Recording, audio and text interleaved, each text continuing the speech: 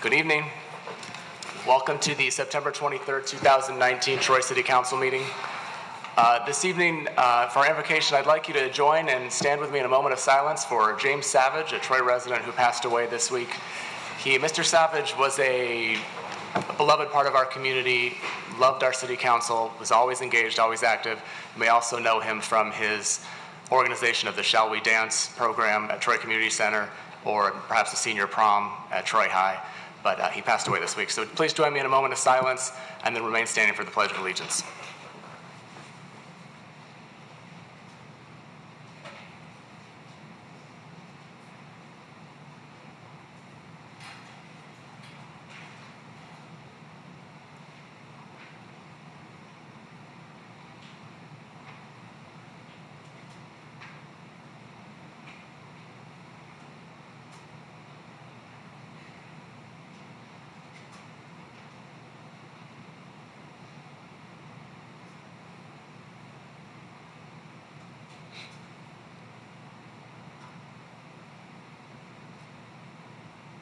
Amen. I pledge allegiance to the flag of the United States of America and to the republic for which it stands, one nation, under God, indivisible, with liberty and justice for all.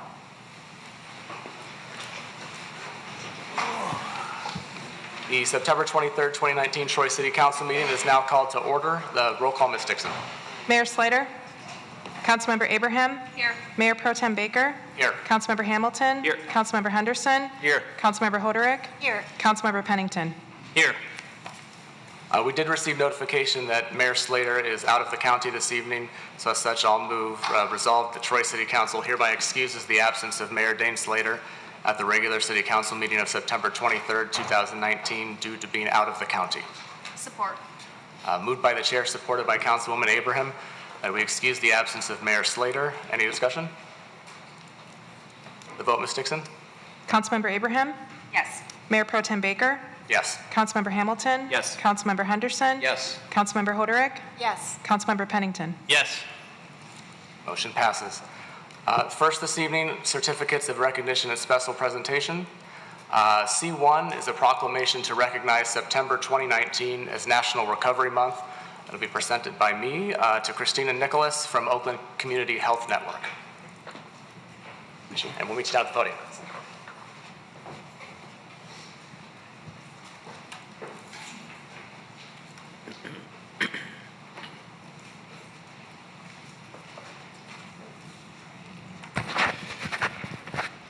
So I'll read the proclamation into the order and into the record, and then we can say a few words, looks like. So this is a City of Troy Proclamation, National Recovery Month, September 2019. Whereas substance use recovery is important for individual well-being and vitality, as well as for families, communities, and businesses, and whereas an estimated 2.1 million people had an opioid use disorder, which includes 1.7 million people with a prescription pain reliever use disorder, and 0.7 million people with a heroin use disorder, and whereas, according to the Substance Abuse and Mental Health Services Administration, in 2017, an estimated 20.7 million people aged 12 and older needed substance use treatment, and whereas we will continue to educate and raise awareness of the risks and potential harm associated with prescription drug misuse, we believe everyone facing substance use disorders deserves the benefit of recovery. And whereas Friday, September 20th, 2019, marked the 12th annual Oakland County Substance Abuse Recovery Celebration and Walk, held at Oakland Community Health Network's Troy location at 5505 Corporate Drive, and whereas stigma and stereotypes associated with substance use disorders often keep people from seeking treatment that could improve quality of life, substance use disorders occur when the recurrent use of alcohol and/or drugs causes clinically or functionally significant impairment, such as health problems, disability, and failure to meet major responsibilities at work, school, or home. And whereas substance use disorder recovery is a journey of healing and transformation, enabling people to live in a community of his, her, or her choice while striving to achieve his or her full potential. And whereas substance use disorder recovery benefits individuals with substance use disorders by focusing on their abilities to live, work, learn, and fully participate and contribute to our society, and also enriches the culture of our community. And now, therefore, be it resolved that the City Council of the City of Troy hereby recognizes September 2019 as National Recovery Month. Be it further resolved that the City Council of the City of Troy calls upon our citizens, public and private institutions, businesses, and schools to recommit our city to increasing awareness and understanding of substance abuse and the need for appropriate and accessible services to promote recovery. This proclamation is presented this 23rd day of September 2019, signed by Mayor Slater, all members of City Council, and we present it to you, Christina. Thank you. It's a pleasure.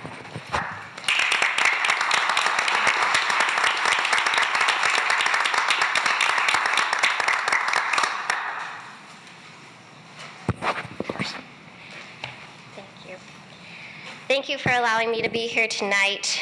On behalf of Oakland Community Health Network, I want to thank the City of Troy, Troy community members, and its City Council members for proclaiming September as National Recovery Month. It means a lot to partner to promote recovery in this community, so thank you again.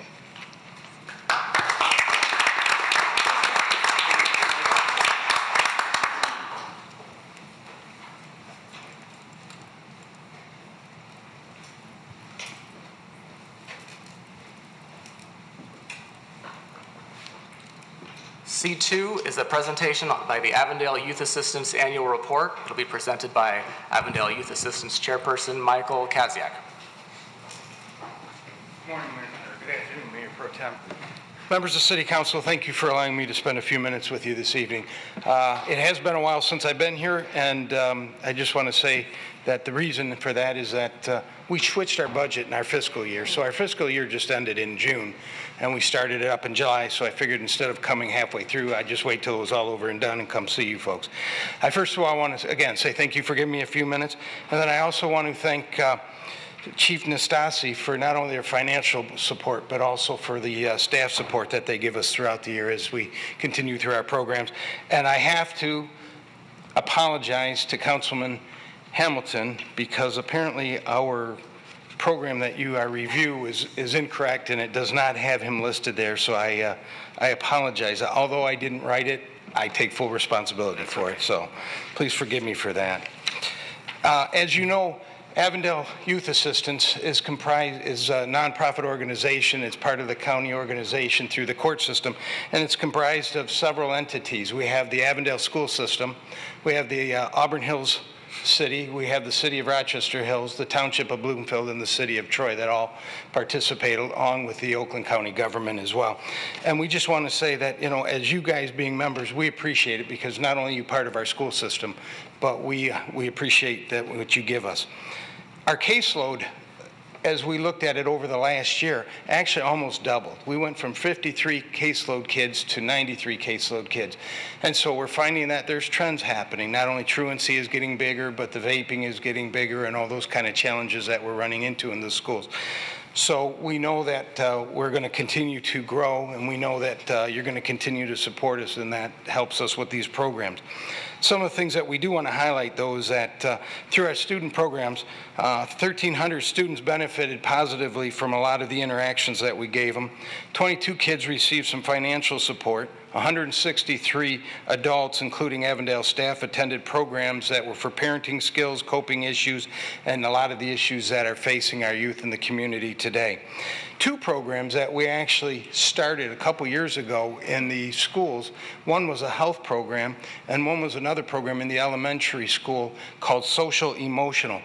Both of those programs were proven to be so invaluable to the school district that instead of us running them anymore, the school district has actually taken them over, and they are continuing with those programs. So we're grateful for that, and that helps us obviously free up our assets to be able to move into another direction. We had 25 kids that actually get tutored after school. They run that from January till the end of the school year. The kids are identified in the first half of the year. And so with those kids, we were able to give them academic support, and we're finding out that not only are they improving their academic skills, but they're also improving their interpersonal communications as well. 31 kids went back to school. We helped them with back to school programs, getting them ready to go through. And then 19 kids went to the camp program that we had. Camp, we're finding, is really getting to be a tough thing because a lot of kids don't go to camp anymore. It's not like when, I'm going to say when I was a kid where everybody looked forward to summer camp. You don't see that anymore. One neat program that we do is, and it's in conjunction with the whole city of Auburn Hills, is they do the Downtown Spooktacular, is what they call it, and it's the Saturday before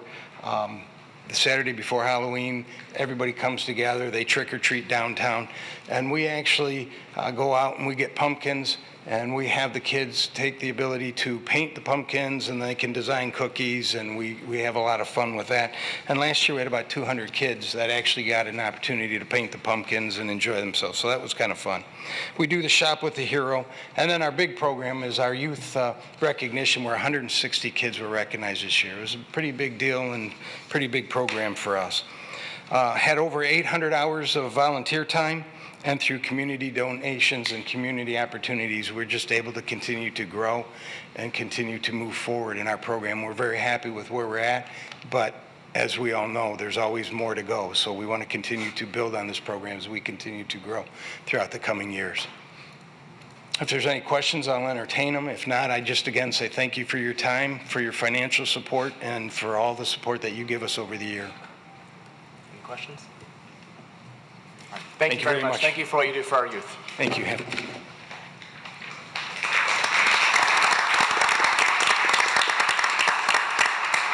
That concludes certificates of recognition and special presentations. There are no carryover items, so we'll move to public hearings. We have 3 this evening. First one is E1, Standard Resolution for Special Assessment for Bituminous Paving of a Portion of Troywood, Section 22, and our City Assessor, Nino Licari, is coming forward. Good evening, Mayor Pro Tem, members of council. This is the final hearing for paving on Troywood Street in Section 22. 2 weeks ago, we had Standard Resolutions 1, 2, and 3, which basically approved work that the engineering department and myself had already done and set the public hearing for tonight. As I mentioned 2 weeks ago, it's a relatively tight consensus here. It's 54% for the paving, slightly less than 50% against the paving. You'll notice on the map on either side of the wall here that the larger lots, the ones with the highest assessments, are obviously the people that are most against the paving project. At this point in time, what the council would have to do, according to ordinance and resolution, or ordinance and charter, is allow the people to speak, give them their say on the project. I should point out that by charter, council can set a special assessment all by themselves. They don't need anyone to petition. They don't need anyone's approval. You can do that of your own volition. As staff, we are neither pro the special assessment or against it. We allow the residents to decide of their own volition whether they'd like to be charged for an improvement on their street. As we mentioned before, it's a 10-year special assessment at 6% interest. There's no penalty on prepayment. It does become a lien tonight, though, if you approve it. So any property that is sold after tonight, the city would get their proceeds from the sale. The other thing that I did not mention last time is that assuming an approval tonight, the engineering department will bid out the project. If it comes in within 5% higher or 5% lower of what the special assessment roll says, we'll just adjust the bills. If it comes in over 5% higher than what the residents are aware of, we would schedule another public hearing and allow people to pull their name from the list, which may affect the actual percentage of people in favor of it. So unless you have any other questions for me, we probably should proceed to the public hearing. Forgot one thing. You have one email in your packet that's against it. I'm sure there are people in the audience that will be on either side of this issue, so I can answer any other questions you might have. All right, we'll open the public hearing. Several of you have signed up to speak in this public hearing. You're allotted 3 minutes. There's a clock here, a timer here. When there's 1 minute left, the yellow light will go on. Please try to have it wrapped up by the time the red light goes on at 3 minutes, and we'll move through this process as best we can. First up is Catherine Meyer. Someone's got to go first. So. Wasn't prepared to go first. I'm not a public speaker, but I'd just like to say that my family's been in Troy since 1927. I've only been out of Troy 8 years. I've been in my current home for 27 years, and I chose the home that we're in because I found the dirt road, the country atmosphere, aesthetically pleasing. I'm happy with leaving the city and having my little bit of country. We have fought having the road paved many times. Two of my major concerns are many of us are nearing retirement age, and we're trying to reduce our debt rather than increase our debt. And there's those that are going to have a hard time paying this assessment. So that is a concern, and I feel it is a very narrow margin by which this is going to pass. But that being said, I know it's going to pass. It usually does when you have more than 50%. But I'd like you to take into consideration there's also a safety issue. Our road is a cut through from Rochester Road to 17 Mile or vice versa. Excuse me, I'm nervous. People do speed down the road already. The gravel does slow them down. A lot of people cutting through don't like the dust as they're going, so they'll go a little slower. And I'm very concerned that once it's paved, that's caution is not going to be there at all. And there's no sidewalks. There's large ditches. And we have a school at the end of our street. Although the road does not go to the school, that is the path the kids take. They have a little bridge that goes over to it. So I'm concerned for their safety of the families that walk at night with their kids and their dogs and those out bicycling. We had petitioned many years back and got stop signs put at Bristol and Troywood. We wanted it to be a four-way at that time. They didn't approve that because there's an offset from Bristol. I'm hoping that perhaps now council will consider putting stop sign on Troywood. And hopefully you'll take into consideration the burden that you're imposing on some of our more senior residents in the area. Thank you for listening to me. Thank you. Next up is James Meyer.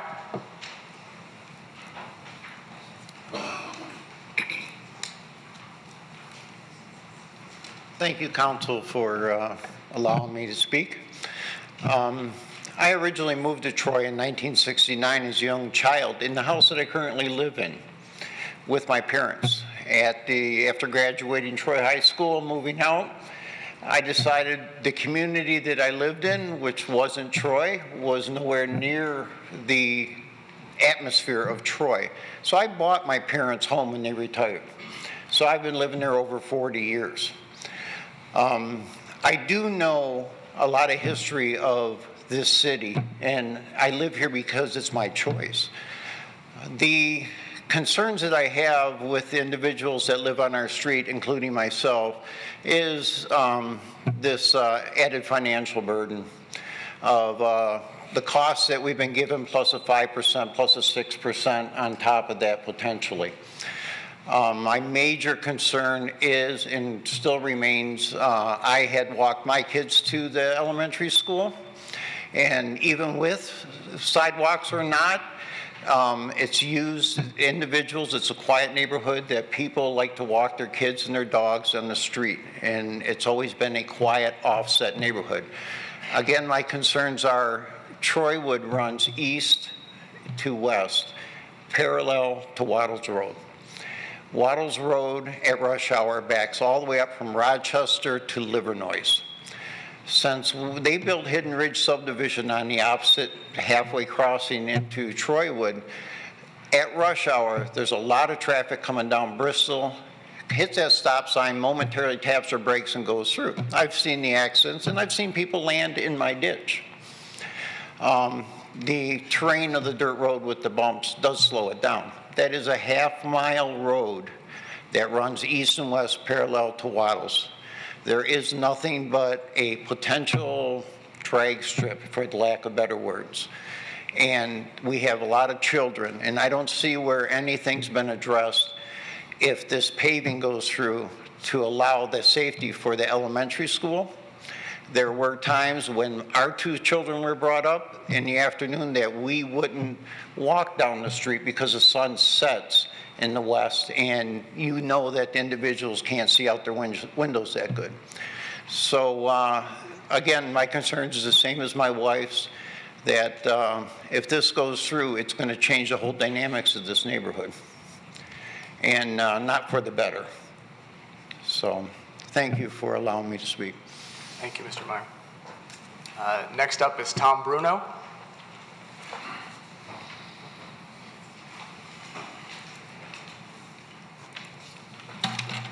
Good evening. I have lived in Troy at the house that I'm at since 1976.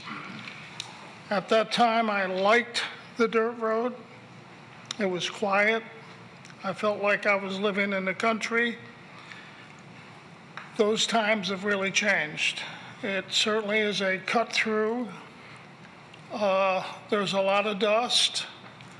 If you came down our road in the spring, you would find it to be a wash bucket.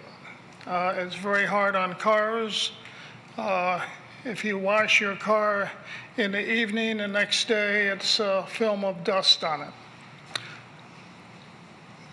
This is a modern city. It's time that Troy would move to be paved. I'm in favor of this. I'm on a fixed pension too, but this is going to be a good thing for us. The area about safety, about walking on the road, those things are not going to change. This is a quiet community, a good community, but it's time to get rid of our dirt road and move into being in a modern city. So I'm very much in favor of this. I think it'll be a good thing. It'll be a good thing for the health of people who are bothered by the dust. In the summer, sometimes we have to close our doors. And quite often I'm calling the city and saying, when in the world are you going to put some dirt and gravel on our road again? Because it's, if I took a video of what's going on Troywood, you would be surprised. You would think a tornado is going down the road with some of the cars going down. The speed of the cars, some people speeding down, I really believe that with the police department and traffic control, we can take care of that. There's not a problem on Troywood that we cannot take care of. Let's move ahead, pave the road, and bring it into a modern city here. Thank you. Mr. Bruno. Next up is Pamela Kalem. Is that close? Good evening, everyone. Pamela Kalem, and I'm at 719 Troywood, and I would love the road paved, but I think it's very expensive. And I guess my biggest concern is the cost, and more importantly, I struggle with making financial decisions that impact my friends and neighbors. We work really hard, all of us, to earn our income. We like to choose what we spend our income on, not have it chosen for us. This decision is a $6,000, $8,000, or $11,000 decision for some of us. So with that said, those of us who can afford it, that's something that you can incorporate into your house payment. There's going to be a lien on your house if not, or if your house is paid for. We don't know everybody's financial situation. There are a lot of retirees, and I don't know if they can afford that, and I don't want to be the one making that decision. And that's my biggest struggle. Again, making decisions that are financial, imposing my thoughts or my ideas or my desires on them.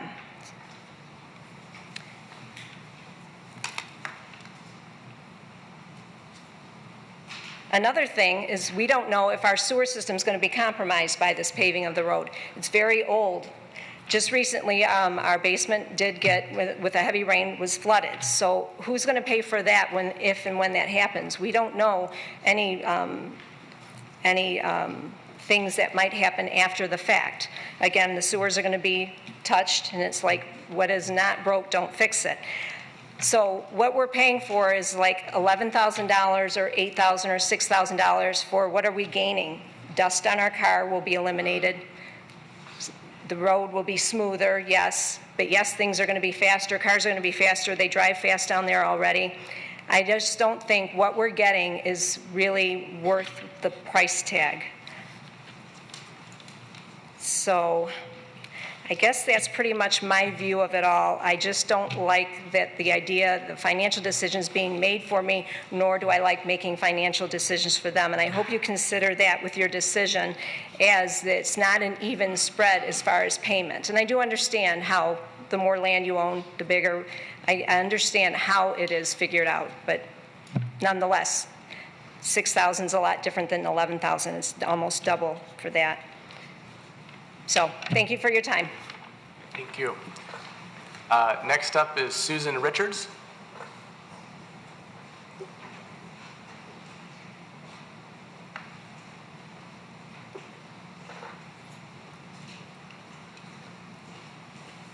Thank you, Mayor and Council, for allowing me to speak. My name is Susan Richards. I live at 775 Troywood. I have the largest frontage on the street. I have many concerns about this. I'll start with, I've lived in this house for 19 years. I worked and lived in Troy for the last 30, so I've been part of the Troy community even before I actually moved here. When I moved here, part of the reason I loved this house and this street was because it was dirt, and I felt like I went into the country when I arrived onto the Troywood street. So paving the street is going to certainly ruin that. It'll take away from the country feel.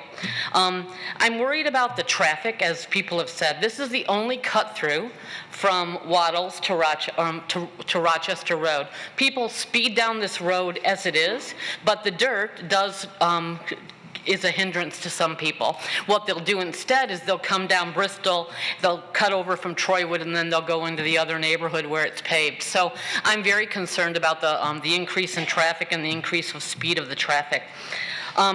With me specifically, I don't feel that there's a lot of value here for me. I also feel that it's an unfair burden for all of my neighbors to have to pay for this amount of money for a street that they don't necessarily all agree with.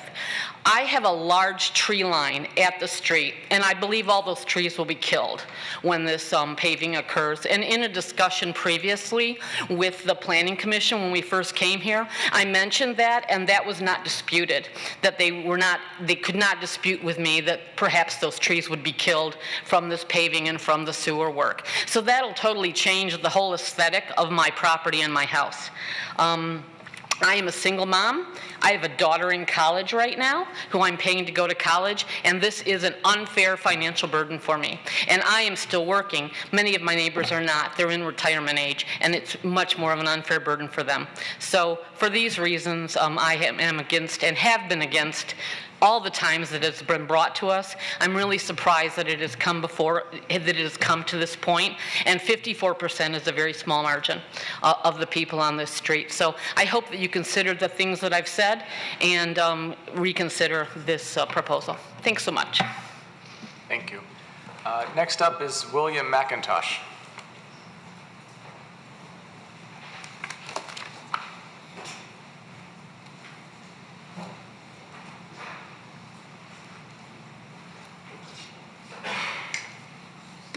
I'm relatively new to the neighborhood. I've been here about 2 years. The property I bought is next to one of the new high houses, the new McMansions, we call them, you know what I'm saying? And so they raised the ground. And so as soon as it rains, I mean just rains up skosh, I get a puddle that I get to drive through to get out to the street, which is and drive back and forth, right? And when it's not wet, I agree with everybody. The country feel is awesome. Like you open the window at night, you hear the dirt road, it's really, but then the other things, right? I have a sports car in the wintertime, the snow plow. Does it really plow the road on a dirt road? It stays sort of slick. So I had to purchase a second vehicle just to get to work, essentially. Right? So it's tough. Because when I first came here, that was one of the reasons I liked this neighborhood, was the dirt road, right? But the impact is bigger than just the money and all those other things, right? Anytime something new comes in, you know, it's bad because it's change, but it's a school route. I think that a paved road, it'll be easier to maintain. I can't, my property, the road keeps going up, and my property keeps going down, so the water runoff, the trench builds in my driveway is about 10 foot deep now when it rains, you know? And so washing the car, can't do it, might as well not, right? No matter what the weather, okay? So after a while that, you know, the money thing, that's tough. I don't know, for me it's worth it. It's worth the extra cost. So I hope you consider it. Thank you. Next up is Mary Bogdanos.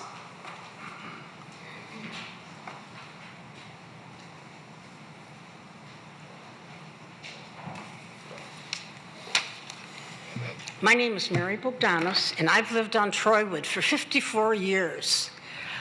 My neighbor had cows when I moved there. It was the country atmosphere that I loved for my children. I had animals. I had goats and a horse, and I had chickens and ducks, and it was a wonderful atmosphere.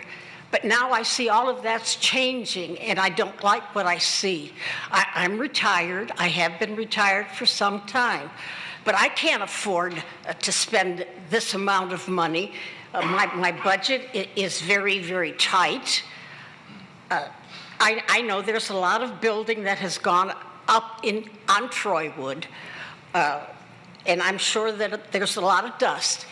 My car is 24 years old, and I've been driving on Troywood all these years, and my car is still in perfectly good condition. I find the fact that the cars get dirty, that is not a reason to pave a road. My kids walked to school, and they felt perfectly safe. We've been through this so many times where they wanted to pave the road. They wanted to put in sidewalks. The kids never walked on a sidewalk. They wouldn't if a sidewalk was put in. This atmosphere here, we've had 2 accidents. We've had a tree taken out. We've had our mailbox taken out because of the speed on the road as it is now. You pave this road, and they're going to turn it into a speedway. It is a cutoff place. To me, this is just not. I don't agree with it. I will never vote for it. Thank you. Thank you. Next up is Nancy Shelton.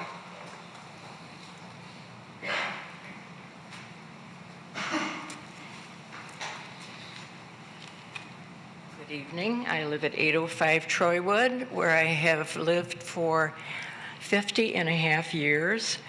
We bought a lovely lot, a corner off of a 5-acre parcel. We have about 1.8 acres. We had woods behind us. It was a marvelous place for our kids to grow up. Little by little, they built here and they built there, and now we're surrounded. We're probably in the middle of the city where we were on the outskirts or lived in a country atmosphere. But for all the reasons that have been stated by the Myers and by Pamela and by Mary Bogdanos, I agree wholeheartedly with it. We are retired. We don't have $10,000 just to plunk down to make the road look pretty or to keep the dust down. Basically, I guess that's all I have to say is I'm against it. I don't think it's that beneficial. I think the ones that want it are the people that built the new houses. They like the look of the road. And even our neighbor behind us, it was such a lovely place to live, but let's change it. And then I think that's the attitude. It's a lovely place to live, but it's more convenient for us to have a paved road, whatever. And again, I resent being forced to spend the money that it would cost us. Thank you for letting me have my say. Thank you. That concludes those that have signed up to speak for E1. Is there anyone in the audience that would like to speak who didn't sign up? Please come up and state your name, sir.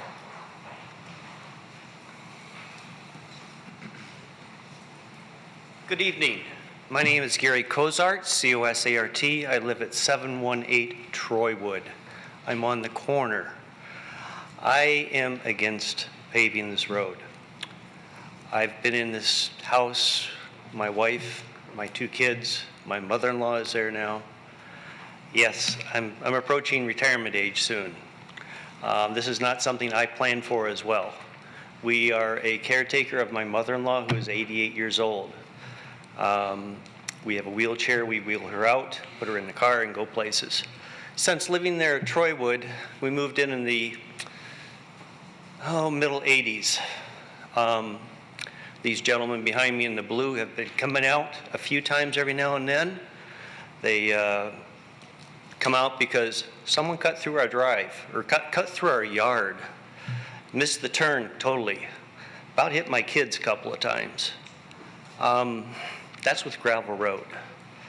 I've seen numerous accidents. I've seen people roll over a vehicle right on the corner of Troywood and Bristol.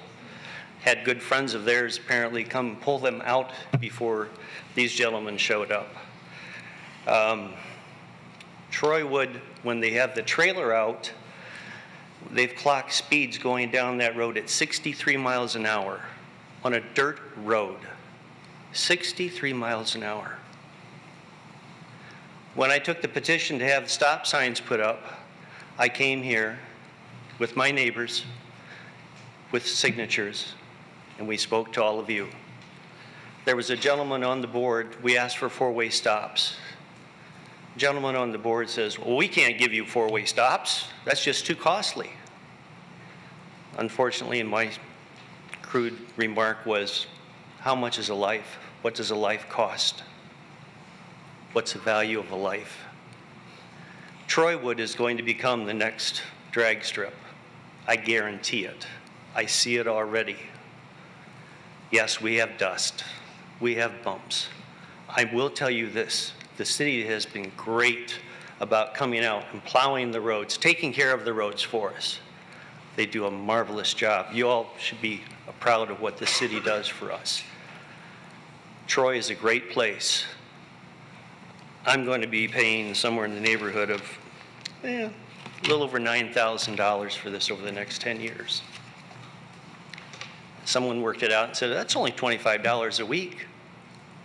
$25 a week I don't have right now. I'm with the rest of the folks. Please hear us. Please take this into consideration. Please. Thank you. Thank you.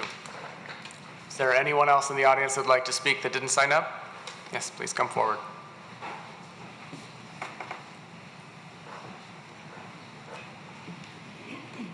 Hi, I'm Susie Schwab. First off, I'd like to say I'm just an observer here. I have nothing to do with this. None of this stuff here affects me or my life. As an observer, listening to the people that have come up here, I have to ask the council, under what right do you people have to force someone to pay a huge amount of money that they might not be able to afford? What right do you have to force them when they don't even want this done? I mean, if you've got some people that want it done, fine, you go to them and you get all the money from them. But especially the older people, they don't have money for this. I mean, seriously, what right do you have to demand, which is what you're doing, to demand that someone pay for something that they don't want? Anybody? Not a question and answer period. We'll have a chance to speak in a few minutes after we finish public comment, but I appreciate your question. You really have to take into consideration how this affects people financially. Thank you. Is there anyone else that didn't sign up that would like to speak? If that's the case, we'll close the public hearing. Madam Clerk, should we have the resolution brought to the table for discussion, or should we ask questions first? What is the best course here? If you had questions for staff, you could ask them before you move a resolution. But if you were going to debate the resolution, you should move it first. Does anybody have any questions for staff? Councilman Henderson? If Mr. Licari could come up for a second, I just have a quick question.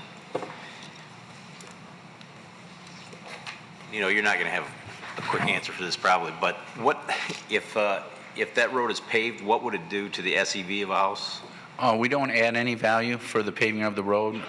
In general, we wait it out. You have to see what the market's going to do. We're in a 2-year sales study. As you're aware, maybe the general public's not, we're already a year behind the market when that study comes out, so there's a 3-year fade in there. So if that paving of that road's going to add any value, I'm not going to know anything about it for 3 or 4 years, and it's not a direct addition to their assessed or taxable value. Their taxes don't change because we paved the street. Okay. And then, well, he's here. Yeah, I'll please. wait till. Oh. Any other question? Councilman Pennington. So just curiosity, you know, we've seen you up here many times. Have you ever seen the city of Troy turn down a paving where the majority of the homeowners wanted it paved? Well, 2 years ago, this issue came up in Middlesex Country Homes, and it was for paving a portion of Middlesex Country Homes, and the percentage approval was identical. It was about 54.07 up there. But what the issue was up there was when eventually the city paved the rest of that subdivision, we were going to have to take the paving out that we put in. We're going to have to remove it in order to get the drains in, because for that small section they wanted to pave, we weren't going to do any drain work. But in order to complete the subdivision and pave the whole thing, we were going to have to do underground drains, and that meant that we would destroy all that paving we put in there. That's the only time, and I've been the assessor for, this is my 22nd year, that's the only time that we turned one down that had a 50% majority, over 50% majority. But I have to caution you on that issue too, because I've only brought 2 of them here that were just above 50%. Most of the time it's 60, 70%. As I stated 2 weeks ago and tonight, this is pretty razor thin. And you have a very difficult decision to make for yourselves tonight.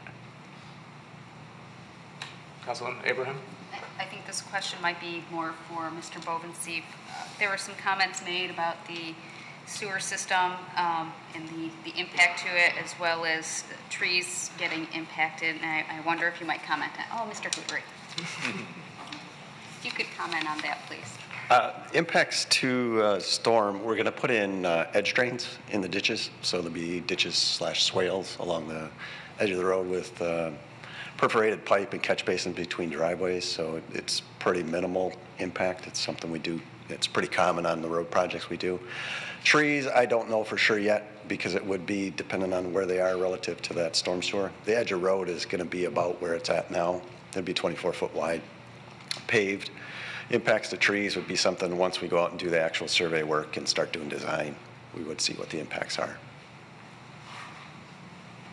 Can I ask a follow-up? I will ask a follow-up to that.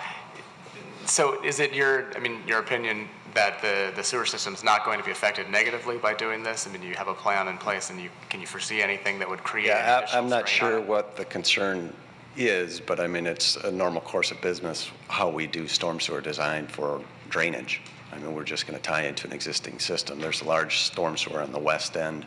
There's actually a very large storm sewer on the east end. So there's outlets available for the storm sewer to tie into. The water is traveling overland right now, so we're just going to catch it, for lack of a better sense or a better term. Ditches, correct, along the road? Ditches/swales are not going to be. We don't anticipate they'd be very deep.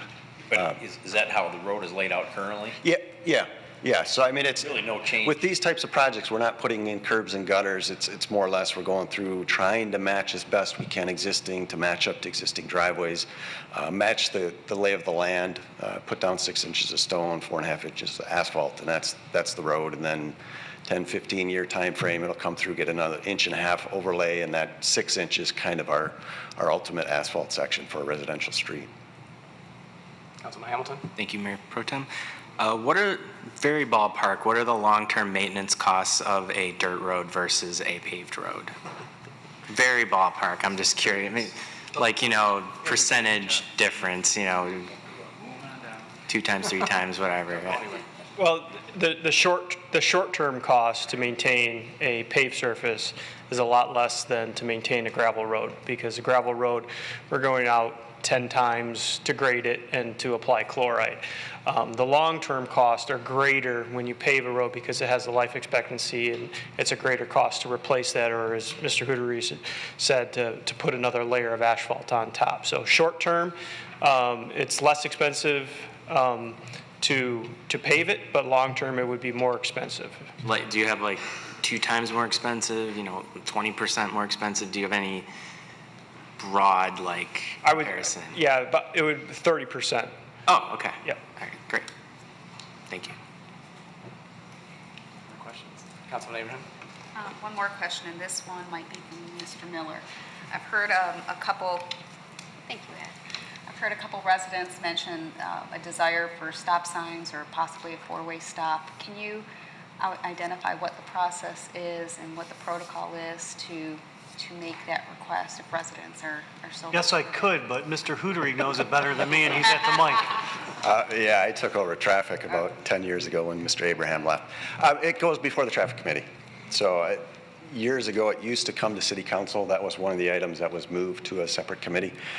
So I have an intersection study done by one of our traffic consultants, OHM, that is shared with the resident. If there were one kind of person in kind of the point person for the neighborhood that was interested, share that with them, and then at that point I talk to them the process, and really it goes to traffic committee. They're recommending body on that type of item. It comes to you ultimately as the body that makes the decision. If it gets approved here, I issue a traffic control order, signs get installed, and it's not a cost thing. It's, are they warranted, are they not? So somewhere like that, it starts with a study. Well, in general, it starts with a request, a study, traffic committee, council, traffic control order, installation. I suspect you may get a request shortly after. Yeah, no, regardless of which way this goes, we may still get it. And that's, we have, traffic committee meets third Wednesday of the month. They don't meet in August and December. So depending on when I get them, depending on the consultant's schedule, it could take a week or 2 to get the study done. They have to review it, get it to me to review it. I get it back to the person to review it. So a lot of times there's about a month lag. Thank you. Yep. I had a question for Mr. Licari. 2 questions, actually. First question, I think you touched on this in a previous meeting. Are you aware of any federal or state grant programs that help out people on fixed incomes who have these type of assessments put on their property? That you're aware of? There are none available at this point in time. In years past, we had community development block grant funds, and it was a confidential affidavit that they filed with Cindy Stewart, quite frankly, and then their special assessment was paid. Those rules have changed, and we have none of that money available for this type of a project right now. We're unaware of any other avenue that the residents could go down. It generally was income-based, so the people that had the least amount of income had the best chance of having their special assessment paid. That is no longer available to us, and it does make it more difficult. We had that other special assessment in Middlesex Country Homes, the young lady that had the largest lot in the entire subdivision, the first time they tried to get that passed was about 18 years ago, and her whole special assessment would have been covered, but we can't even do that anymore. Okay. And then my second question was to the process, just again as a refresher. So this didn't originate from the city, this originated from the neighborhood. Yeah, so we get a resident that inquires at the engineering department. They send out a mail poll to see if there's an interest in just having an informational meeting, which did pass by much more than 54%. We had the meeting, we explained the process to them. They have pretty much everything that you have in your packet we gave to the residents. At that point in time, they have to go circulate petitions. Just like a voting petition, quite frankly. They sign them, they notarize them at the clerk's office, and I have to analyze them, and we come up with a percentage. So by ordinance and by charter, once that's above 50%, we bring it to you guys. Councilman Henderson? So 3 questions since we've been talking. One is about it's been 6,000, 8,000, 11,000 are the 3 numbers I heard. That's based on size of home. Yeah, the assessment on a street like this is spread based on the lineal footage that you own on the road. In a conventional subdivision, let's just call it R1C, you have an 85-foot lot. Everybody's lot is 85 feet. So whether you're spreading it lineal feet or per lot, it's the same number. You have some lots here, I think the biggest lot's 148 feet, the smallest lot's 80 feet. So you're almost looking at twice the assessment on the 148-foot lot. And that's where the big difference comes in. It's about $75 a lineal foot. So if you've got 80 feet, it's way less than if you've got 150. Okay, so the question being then, at 6% amortized over 10 years, and then a balloon, if you will, on sale. No, there's no balloon. But it would be the whole nut would be payable when the house is sold. Yes, exactly. If you sell the house within that 10 years, whatever the balance is, the city gets their money back at that point in time. Okay, and then this may be for Attorney Bloom. Can we force them to put signs without going to the traffic committee? If this goes forward, could we make that part of the? You need to have the warrants reviewed, and it is a process, and you really do need to give due process to all the other neighbors too, because there may be others who are opposed to having stop signs. So I would advise against doing that tonight. Okay. And then lastly, the tree question. If there are, let's say the one lot has 10 or 15 trees, and we have to remove some, do we replace those? Do we have a plan to replace them, or just? No, we don't replace trees. Okay. If they're in the right of way and they're as part of the improvement, no, they don't. They do not get replaced. Okay. If they're just off to follow up, if they're off the right of way, but we shouldn't be off the right of way. Okay. Yeah, we can't work outside of the right of way without an easement. And if can there be damage to the root system if they're relatively close, and would we be liable for that? In theory, but we're not going to be very deep with the work that's going on here, so it's possible if it's a real kind of long-reaching root that's not real deep, but it's not something that. Not likely. Yeah, I can't say at this time, but in general, if it's in the right of way and it's in the way, it would get removed. And if it's outside the right of way, we shouldn't be impacting it. Okay. Any other question? Councilwoman Hoderick. The razor-thin margin here, it's 11 houses yes and 9 no, so am I? 11 and 10, yeah. 11 and 10. Yeah.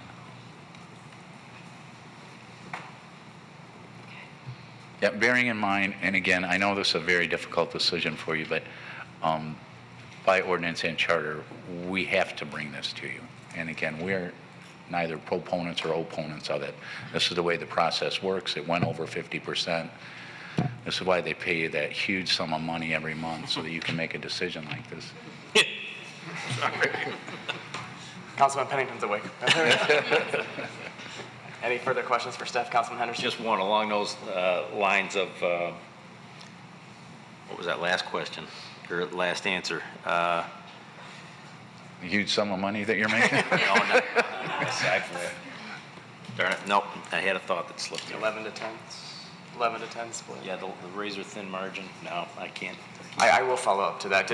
Obviously, we were told that up until this meeting, if someone switched their vote, you wouldn't have 50%. Right. So one person could kill the whole thing. And that hasn't happened at this point. Right. It has not. I remember. Councilman Henderson. So the goal of the city is to have all paved roads. Exactly. Is that a written goal, or is that just hey, I would like to have that happen? It's best practice. Quite frankly, when again, I hate to keep going over old stuff, but when I started, we had 111 miles of unpaved street. We're down to 4. I mean, we put a lot of asphalt down in the last few years. Councilwoman Abraham? I seem to recall when we were talking about Sussex and Lennox Street a couple of years ago, the razor-thin margin again was one of the big issues, or one of the big concerns that were raised because of one person changed, and then all of a sudden it would be a very different story. And the discussion at the table was, is 50% the right number? Does it need to be something higher? I know we have a new city manager since that conversation's happened, but I just want to bring up my concern with the 50% number, and is what options do we have available if we wanted to change the standard? Well, first you would need to change the ordinance, but you have to bear in mind that just because it's over 50%, it doesn't say anywhere that you have to approve it. You don't have to approve anything. And you could set a special assessment on this street without even calling these people up. You have that authority in the charter. But yeah, because it's at 54%, there is nothing that mandates your action. You still have the choice to make. As a follow-up to that, Nino, are there other communities that you're aware of in all your years that have a higher standard of 50%? I know that's just to get it before us, but are you aware of any? I'm unaware of that. Generally, the ordinances are written so they call for a majority, which the courts have determined is more than 50%. Okay. Any further questions for staff? Thank you. Would anyone like to move this resolution to get it on the table for discussion? Councilman Pennington? I will move E1, Standard Resolution 4, Special Assessment for paving of a portion of Troywood, Section 22 as printed. Support. It's moved by Councilman Pennington and supported by Councilwoman Abraham that we E1, Standard Resolution 4, Special Assessment for bituminous paving of a portion of Troywood, Section 22 as printed. Discussion. Councilman Pennington. So hopefully we move this along quickly. I kind of agree with Mary Bogdanis. We have been in the neighborhood for a long time too, and I remember when horses and cows were prevalent in Troy.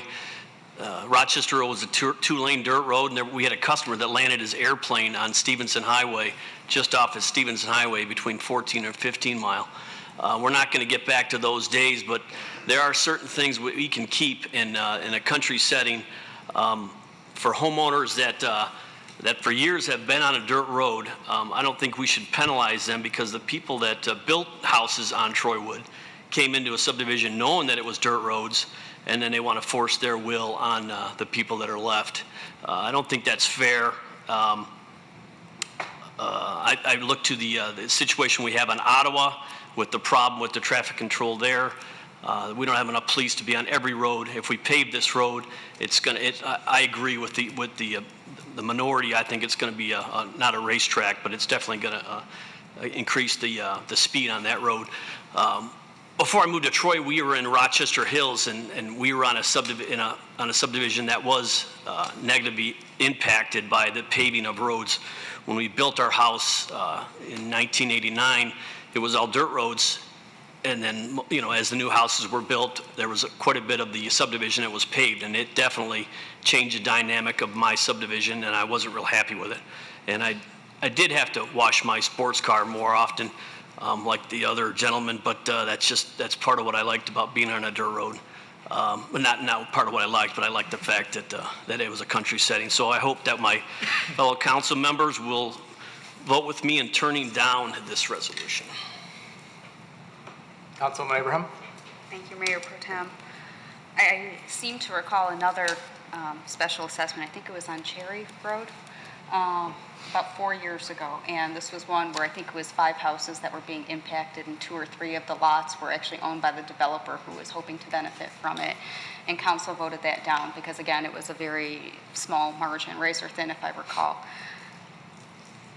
The Sussex and Lenox Street that came before us 2 years ago was also a razor thin margin, and I recall that vote very clearly because I remember there was one resident, I believe she was 90 years old, and the impact to her would be about $20,000, and I couldn't in good conscience, and she was just one of the, I think it was 17 people, or 17 houses impacted, and she was one of the 8 that imposed it. And I could not imagine imposing that type of financial burden on 8 families.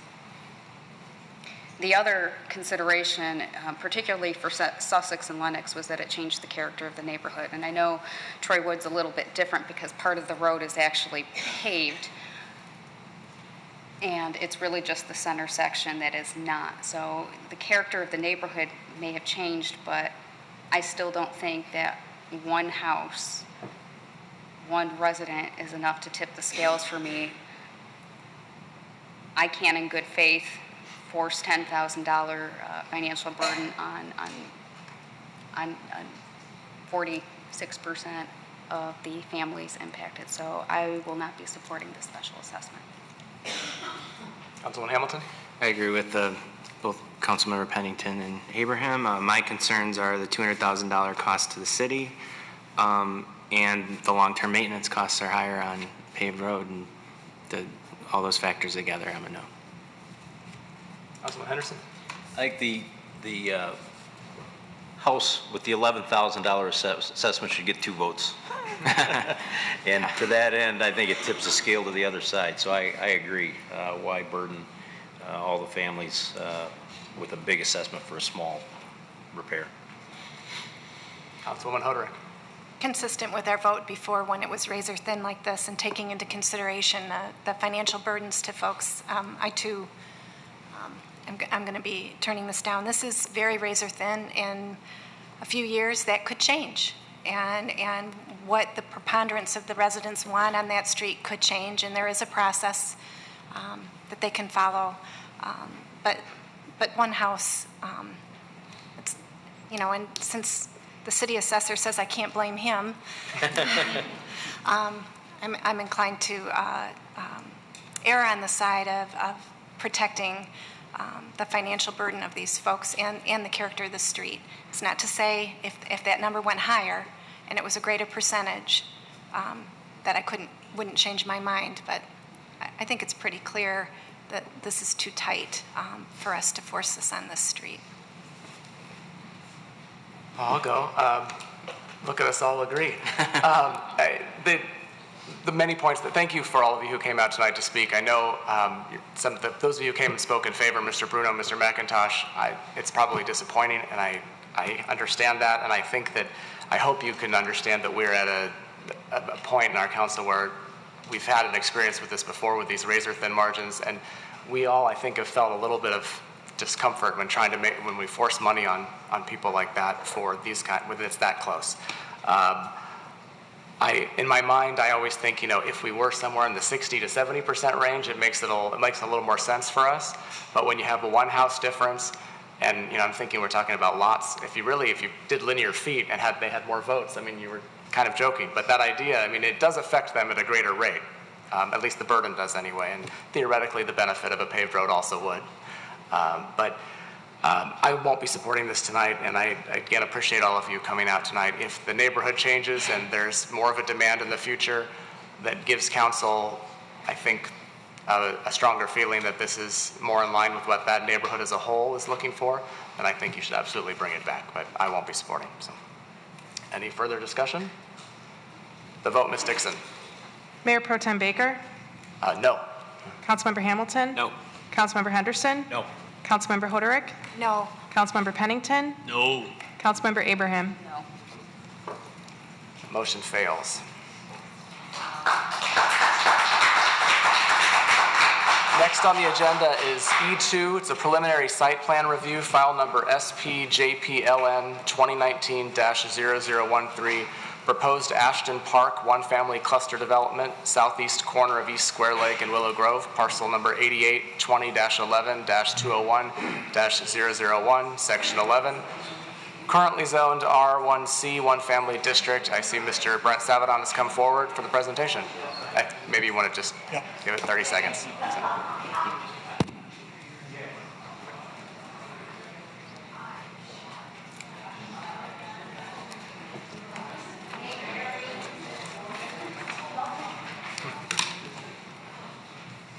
Can't believe they're not staying, but could you have them open that door again? Thanks. Oh, yeah. Nope.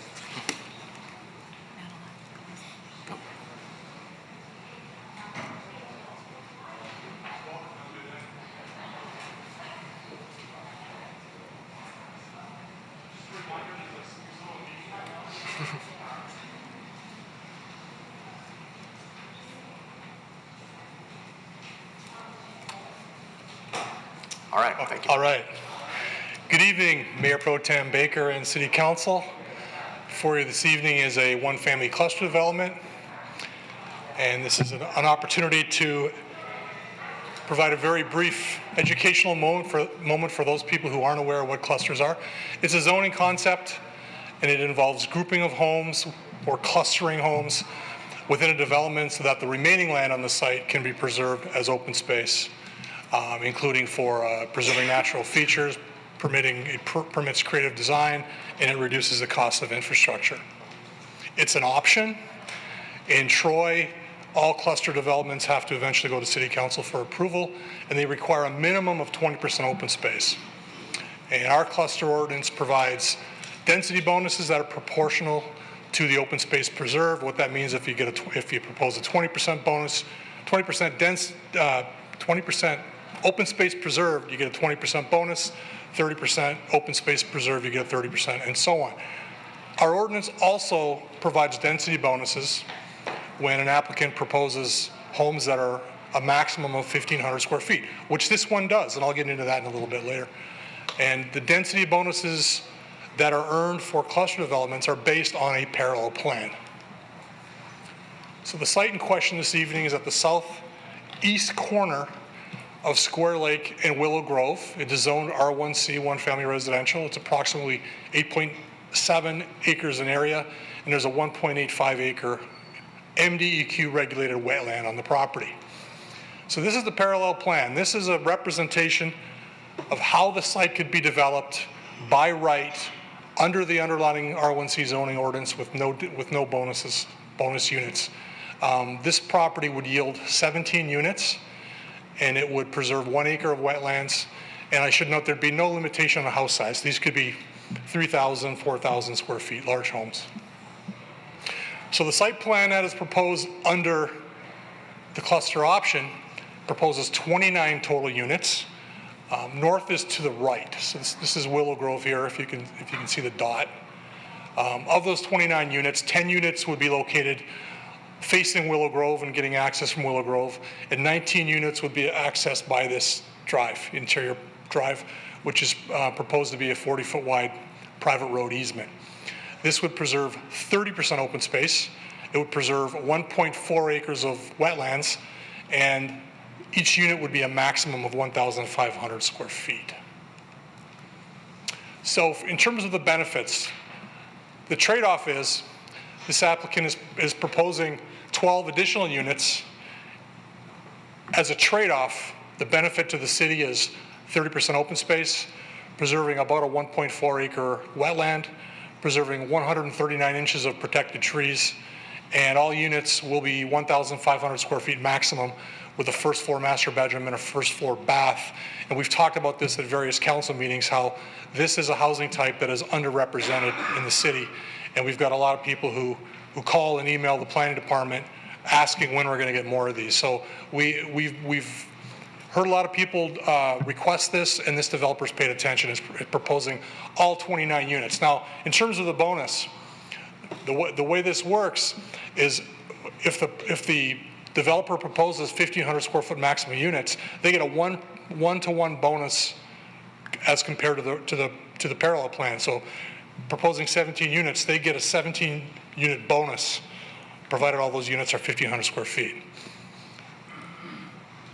So in terms of landscape and mitigation, there's no tree replacement required in terms of the tree preservation plan. We do have a requirement that there's of a certain number of street trees based on how much frontage there is per lot, and they're required to provide one additional street tree. And you can provide this during final. It is a condition of approval that we're recommending, but they could address that during final approval.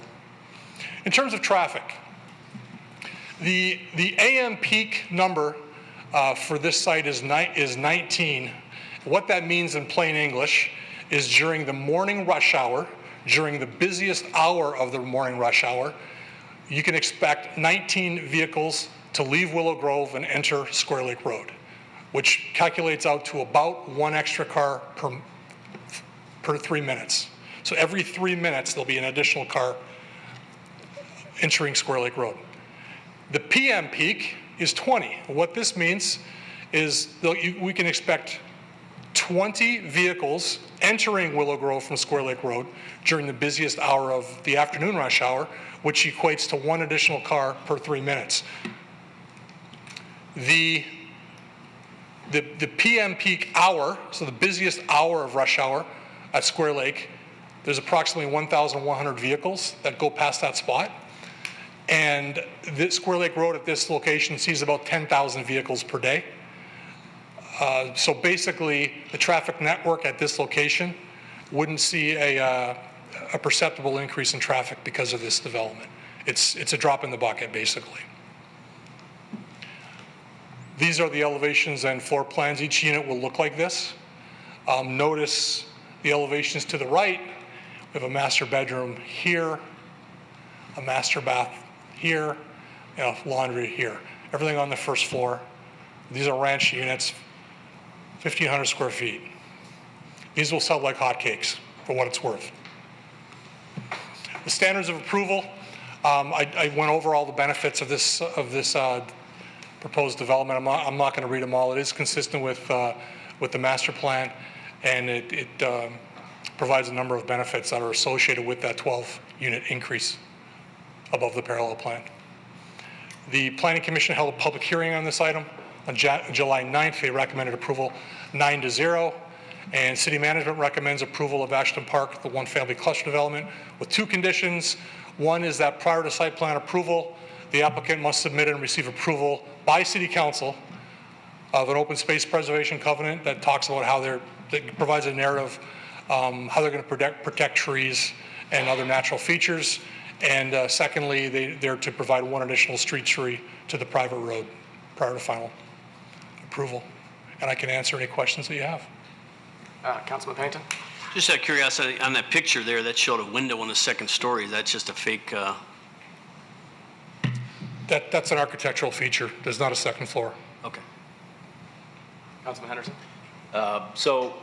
These are all ranches, all 2-bedroom, all 1 floor, nothing upstairs. They're this. So this is, I got a couple of questions when we were at Troy Family Days last weekend. When are we going to build some homes that we can age in place for? And this is perfect for people in my age category where the kids are out of the house.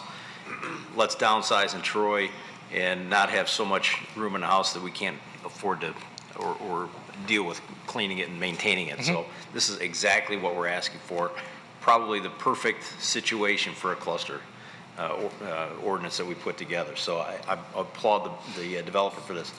The only question I have, is there a center turn lane at that juncture in Square Lake or no?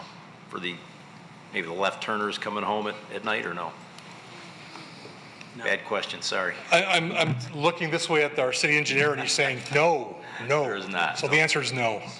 So there may be a little bit of a gyration trying to get people in and out depending on rush hour traffic.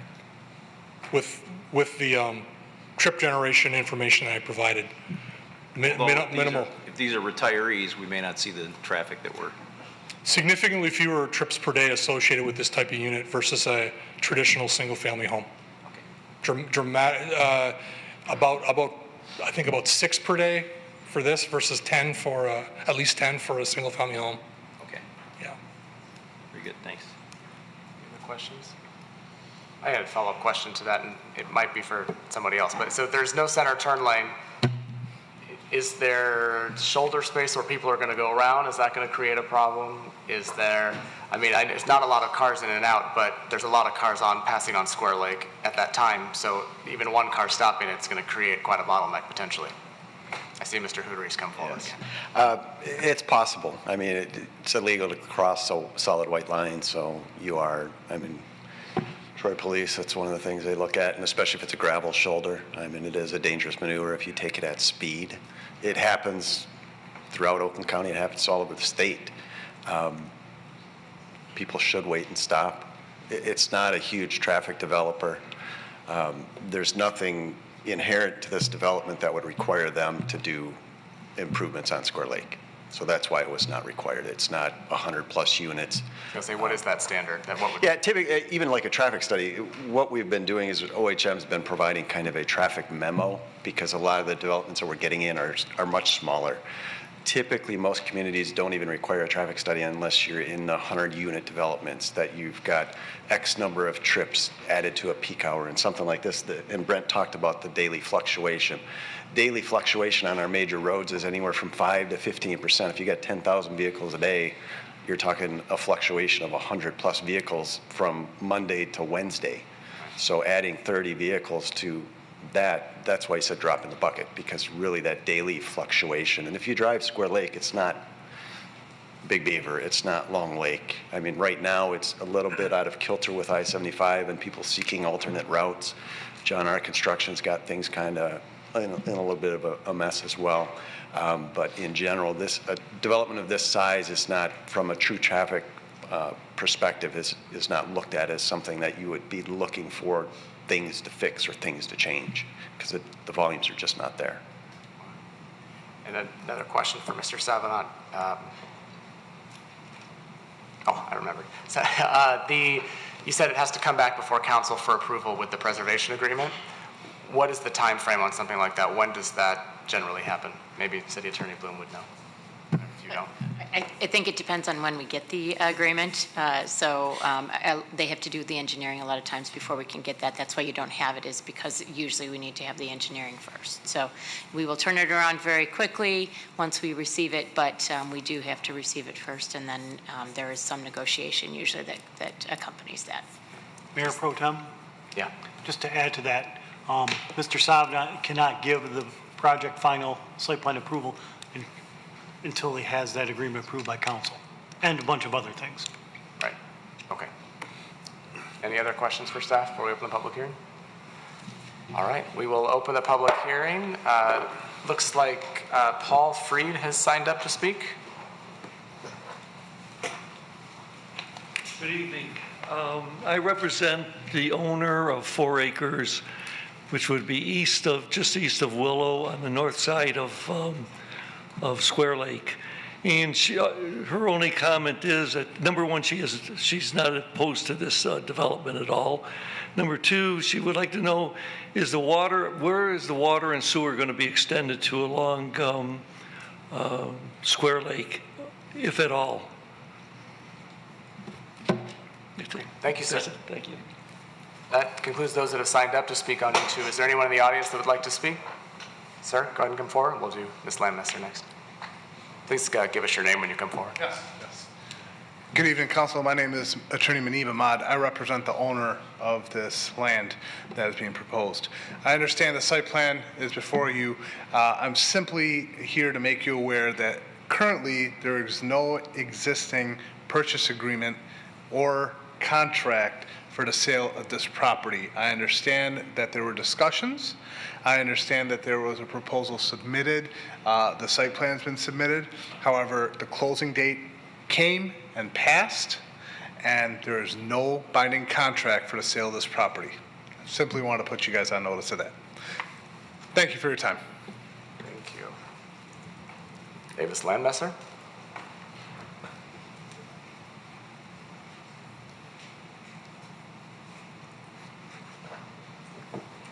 Good evening, Mayor Pro Tem and Council.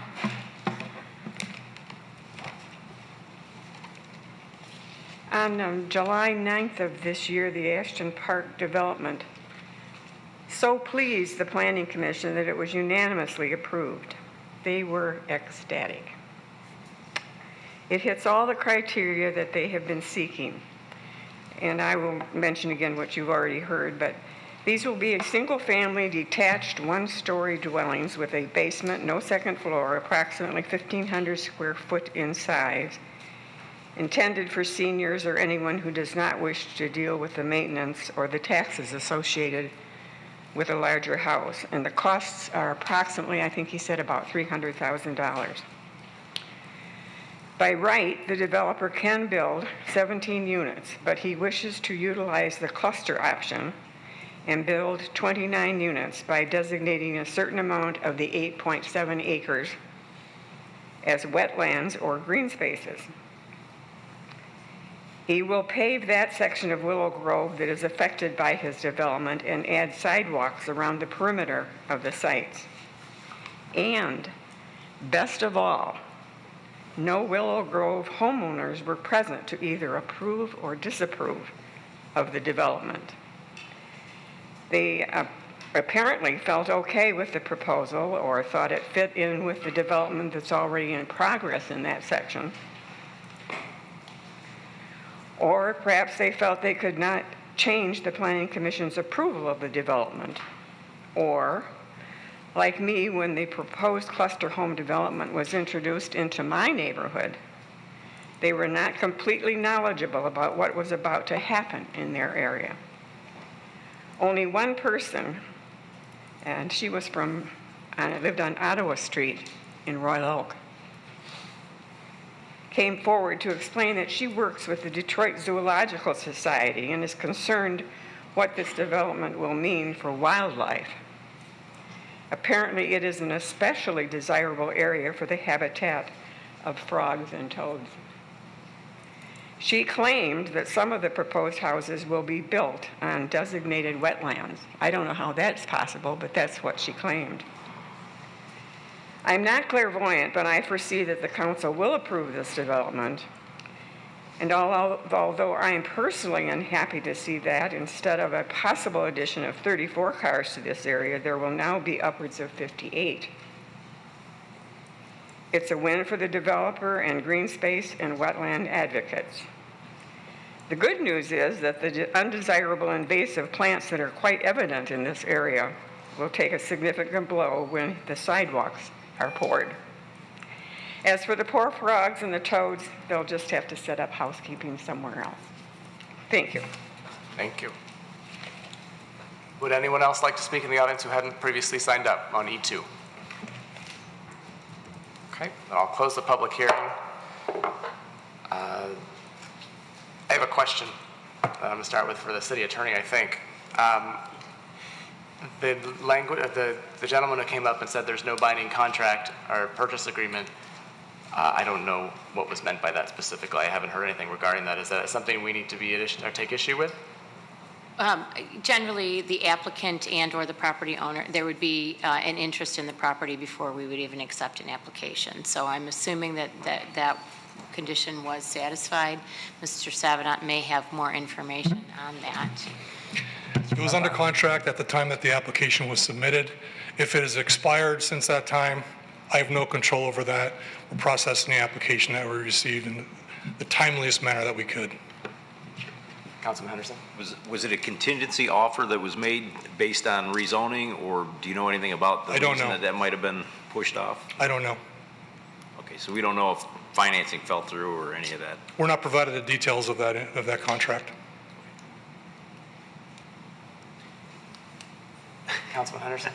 Sure. So the follow-up to that obviously is, if let's say we approve this because it's a great project, and then that sale never consummates, what happens with that? Is that in perpetuity zoned now cluster, or what happens with what we've done here? The zoning is not changed. This is a site plan. It would expire within 3 years. The owner could do nothing, could wait for the expiration of this, could rescind it, could seek a different site plan application. It doesn't negatively impact the property owner. So we could change our ideas and mind about what we don't. Well, somebody's going to have to come back to us and present a different plan if this doesn't go forward. That's correct. Yeah. Okay. City Attorney Bloom?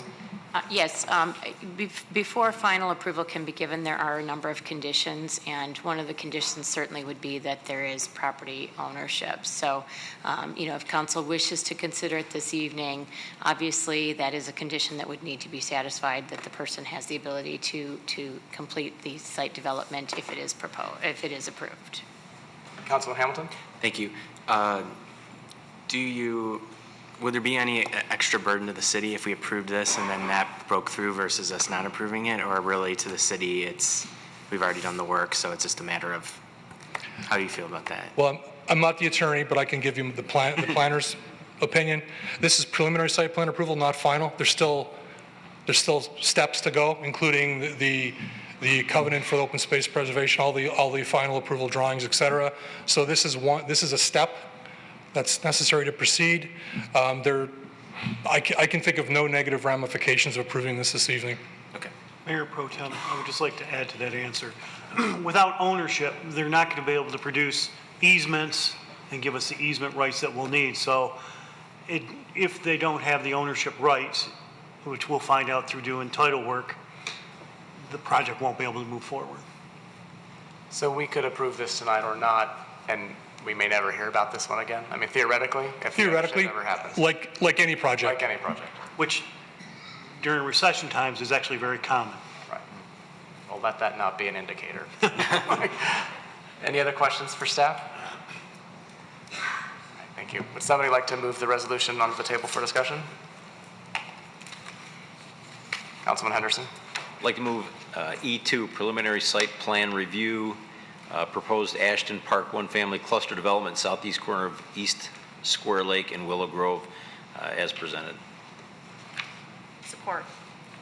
Moved by Councilman Henderson, supported by Councilwoman Abraham, that we approve E2, the preliminary site plan review for the proposed Ashton Park one-family cluster development as printed. Discussion. Councilman Henderson. This is great. I hope it comes through.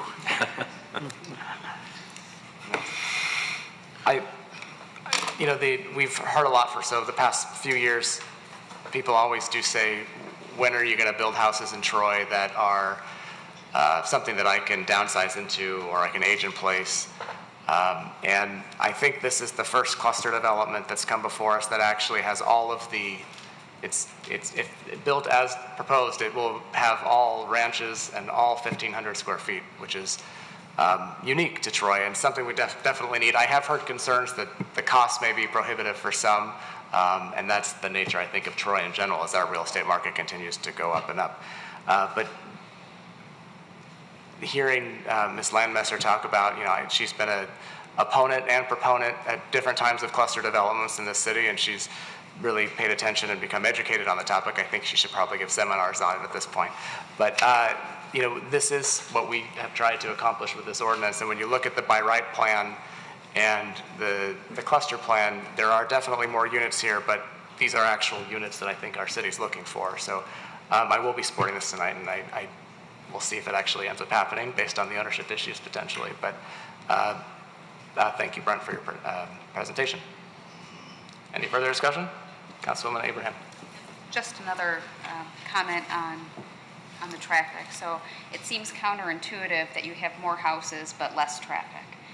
And I know I struggled with that at first, and I thank Mr. Savinant for walking through that a little bit more this time.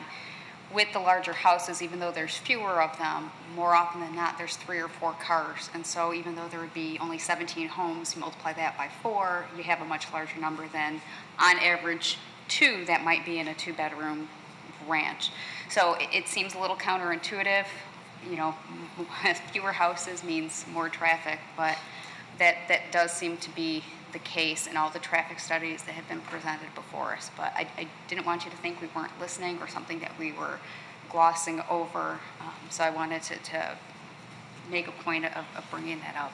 And thank you for paying such close attention to all the cluster developments. I know we've had a lot of conversations about these, and I think we as a council take each one and look at it individually and don't make blanket judgments. They're not all the same, and we evaluate them uniquely. So thank you, Mrs. Landmesser. Anything further? Councilwoman Hoderick. I just wanted to mention, whenever these come forward, I do, as you just said, take them each individually, and I think all of us take it seriously about how does this conform to the area surrounding it. We don't just look at it on paper. We go, we stand, we visit, we look. We're hearing our residents talk to us about concerns they have about development, making sure development is compatible and conforms with the neighboring areas. And this is one of those where it feels really right for this spot on multiple levels. And I appreciate the developer really taking into consideration the input we are getting from the community and looking at how to fit into that area. Development's going to happen as we build out. When we can get it as close to right as possible, it makes it so much better for all of us involved. And it's nice to see that the hard work that our planning department's done to try to educate and work this through so we get that classic win-win. It's nice to see it come through. Okay, the vote, Ms. Dixon? Councilmember Hamilton? Yes. Councilmember Henderson? Yes. Councilmember Hoderick? Yes. Councilmember Pennington? Yes. Councilmember Abraham? Yes. Mayor Pro Tem Baker? Yes. Motion passes. Next on the agenda is E3, public hearing for the revocation of a massage facility license, Asian Spring Massage at 2885 East Long Lake Road, Troy, Michigan, massage facility license 2019-0012. It's my understanding that Ms. Dixon will be making the presentation. Introducing. Excuse me. Thank you, Mayor Pro Tem. Tonight you have before you a due process hearing regarding the suspension of the massage facility license for Asian Spring Massage, which is located at 2885 East Long Lake Road. As authorized by City Ordinance Chapter 98A, the city manager suspended this license in July after an inspection by the Troy Police Department in which officers observed illegal acts and other ordinance violations. The procedure for this hearing is allowed by ordinance and is detailed in your agenda packet. Also in your agenda is the proposed resolution for your consideration after the conclusion of the hearing. Assistant City Attorney Nikki McMillan is presenting the case to City Council, and I'll let her take over. Thank you, and good evening, Mayor Pro Tem Baker and council members. It's nice to be in front of you this evening. We are here for a due process hearing. As Aileen has indicated, there was a suspension of Asian Spring's license, and so they are entitled to a due process hearing in front of council. First of all, again, I'm Nicole McMillan, Assistant City Attorney with the Troy City Attorney's Office. We have Sergeant Langvin, Officer Para, as well as Officer Gentry here this evening from the Troy Police Department with the Directed Patrol Unit. And we also have the licensee here with an interpreter and her attorney this evening. She'll be represented by Jonathan Jones. So this hearing will start with a brief opening statement by me. After my opening statement, I will be providing sworn testimony from at least one police officer. At the conclusion of his testimony, Mr. Jones will have the opportunity to cross-examine him and ask him a couple of questions. Once I'm done presenting my case to council, Mr. Jones will have the opportunity to make an opening statement and or produce any witnesses for council to listen to. Once he's finished presenting his case, I may have the option to offer any rebuttal witnesses if necessary. Otherwise, both parties will have an opportunity to give closing statements to council. And council can also ask questions to the attorneys and or witnesses before council deliberates. So that's kind of the format that we are going to follow for this evening. And I'll dive right in, I guess. So as Ms. Dixon has pointed out, on July 19th, 2019, the Troy Police Department conducted a compliance check at multiple local massage parlors in the city of Troy as provided for in the city's ordinance. And at some point in the evening, they visited Asian Spring Massage, which is located at 2885 East Long Lake, and they were issued a license 2019-0012. During their inspection at this facility, the officers observed several state and city ordinance violations, including but not limited to acts of prostitution, a massage being performed by an unlicensed individual, as well as the fact that the licensee failed to update the list of employees with the city clerk's office. As a result of these violations, several criminal misdemeanor citations were issued to the parties involved, and as a result of the quantity and the severity of the violations, City Manager Mark Miller immediately suspended the license to protect the health, safety, and welfare of the community. At the conclusion of the testimony, administration will be respectfully requesting that council revoke the license in this case. So without further ado, the city would call Officer Bruce Gentry for testimony.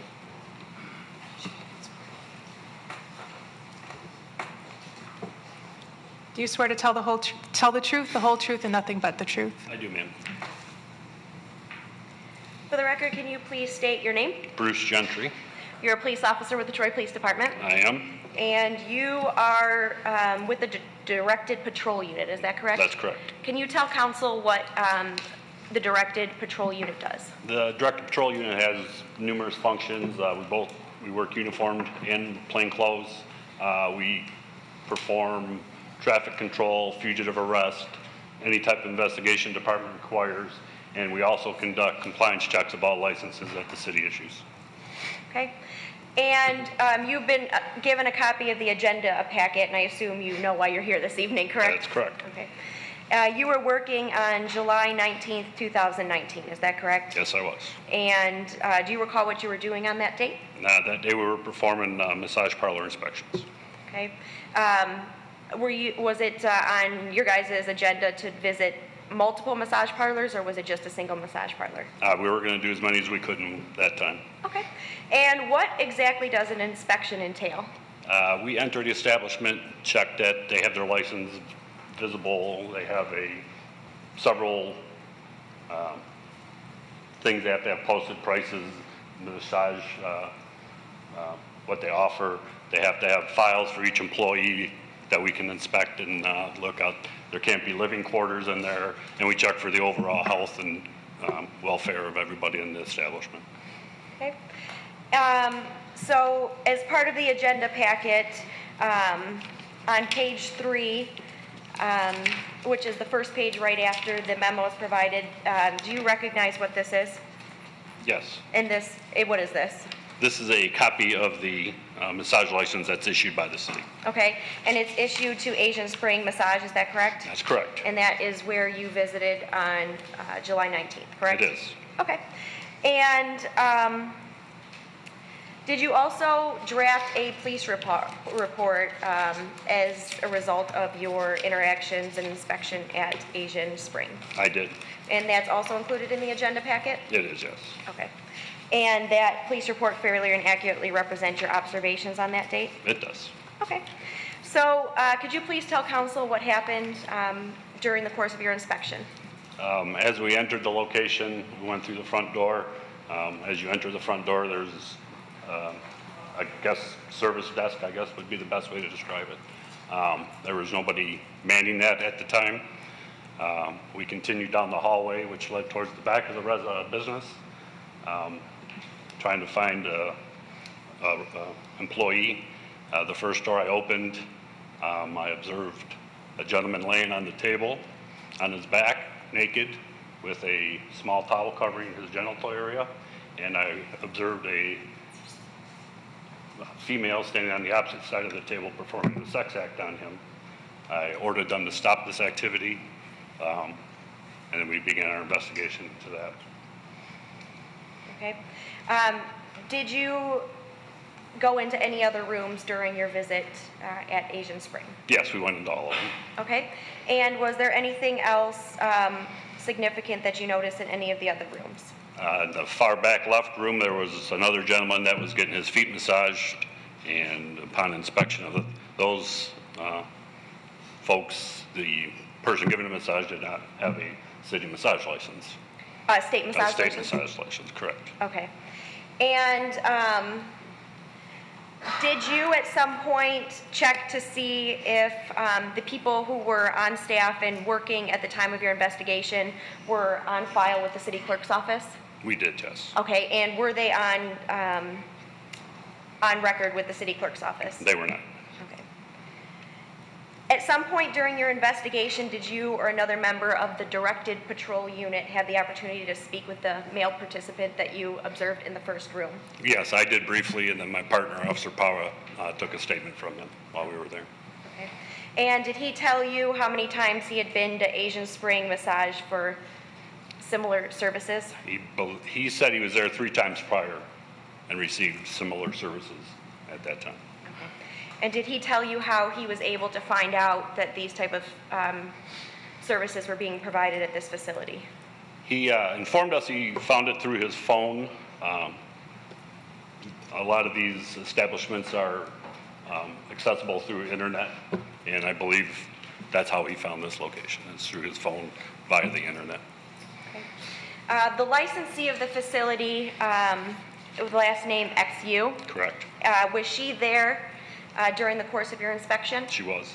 Okay. And did you at least attempt to have a conversation with her while you were there? I did. Okay. Do you know whether or not she had been there the whole time? She was, I believe she may have been outside in the parking lot as we entered the establishment. As a result of your observations on that afternoon, were any criminal citations issued? Yes, there were. Okay, and can you tell council what citations were issued? I issued male and female occupant in the first room I entered tickets for prostitution, and the female in the back room that was given the foot massage, I issued her a citation for not having a massage license while giving a massage, and the licensee I issued a citation for allowing unlicensed massages to happen in the facility. Okay. And what at that time, what other actions were taken against the license? My supervisor notified the city clerk's office. They in turn contacted the city manager, and it was deemed that the place was to be shut down. We obtained the proper paperwork from the city manager and posted those on both the front and rear doors of the business. Okay. And the city manager also drafted a letter and mailed it to the applicant, is that correct? Yes, he did. And that's in the agenda packet? It is. Okay. I have no further questions for this witness, unless Mr. Jones would like to ask. You may. Good evening. Hello, sir. That applies to you as well. Thank you. Hi. Mayor and City Clerk, thank you for having me, especially Ms. Bloom. My name is Jonathan Jones. I represent the licensee who we're here for, and I'm going to ask a few questions of this distinguished officer. So you issued a total of 4 tickets, correct? That's correct. Okay. And the one that was written against my client, the owner, was for allowing someone to practice without a license. That's correct. And the individual who didn't have the license was the young lady you found massaging someone's foot. Correct. She was one of them. Okay. Did you issue any other citations for people not having licenses? Not for licenses, no. Okay. Can we presume that you would have if anyone else had been unlicensed? Not necessarily. Okay. Did you check? Yes. All right. There's no tactful way to say this. I'm just going to do it in blunt English, but fair statement, the act where you wrote the prostitution tickets was infinitely more alarming to you than the foot massage, correct? It's more of a violation, yes. Okay. All right. Well stated. If, hypothetically, if the young lady who had been giving the foot massage had been licensed, is there anything else that you would have seen as an ordinance violation with her? The foot massage? Yes. No. Okay. You said that you tried to speak to my client. Yes. And is it a fair statement to suggest that your inability to communicate was her inability to communicate in English? Correct. All right. We have an interpreter here today, so we won't have that problem, but I wanted to make sure they knew what was Understood. going on. All right. So the individual who was receiving the prostitution ticket, he told you that he found out about the business on the internet. He told us through his phone, but I believe he showed us an internet page that depicted the location. Okay. Excuse me for 1 second. Where did council come? Oh, are we going to step into the report? Okay. Can we do that now? It's part of the agenda packet. Okay. All right. You took a written statement from that gentleman, right? My partner did. Okay. But you're comfortable discussing the statement, right? Sure. You've read it, obviously. All right. So he was asked specifically how he heard about the location, and his answer was, I heard about this place via my phone. Correct. Right. Now, he didn't say anything about what went on there, just that he heard about it from the phone. For that question, yes. Okay. Did he suggest that there was any advertising for sexual? Advertising for sexual, no. Okay. And when you looked at the app, did you see anything suggesting there was any type of sexual service being offered? Based on my knowledge of those websites, yes. Yes, there were sexual services offered. Based on my knowledge of how those websites operate, yes. Well, what was this specific website? I believe it was City X Guide. Okay. Is your testimony today that this particular business advertised sexual services? It's my understanding, based on my training and experience, that the website that he went to, they speak in a vernacular that suggests those activities, but not necessarily says those things. Okay. Did you read the specific advertisement? For this location, no. Right. So is it fair that you really can't quote what was depicted in the advertisement without having read it? Based on my recollection of seeing the website, I'm confident saying that I would believe that it was not to receive a normal massage. Can you specifically tell the council what you based that statement on? My training and experience. Okay, well, let's talk about that. Does it train you to discuss things that you haven't read? I have read. Okay, but you just said that there was nothing in there indicating that there are services offered. The way it's advertised, it does not say this is for sale. Well, can you tell the council what it said that you know to have an ulterior meaning? They use emojis, certain words that indicate that other things happen. Did the business authorize the website you're referencing? I have no idea. Can you say under oath that my client produced any of the material that you read? I cannot. Can you say my client has even seen the material you're referencing? I have no idea what your client's seen.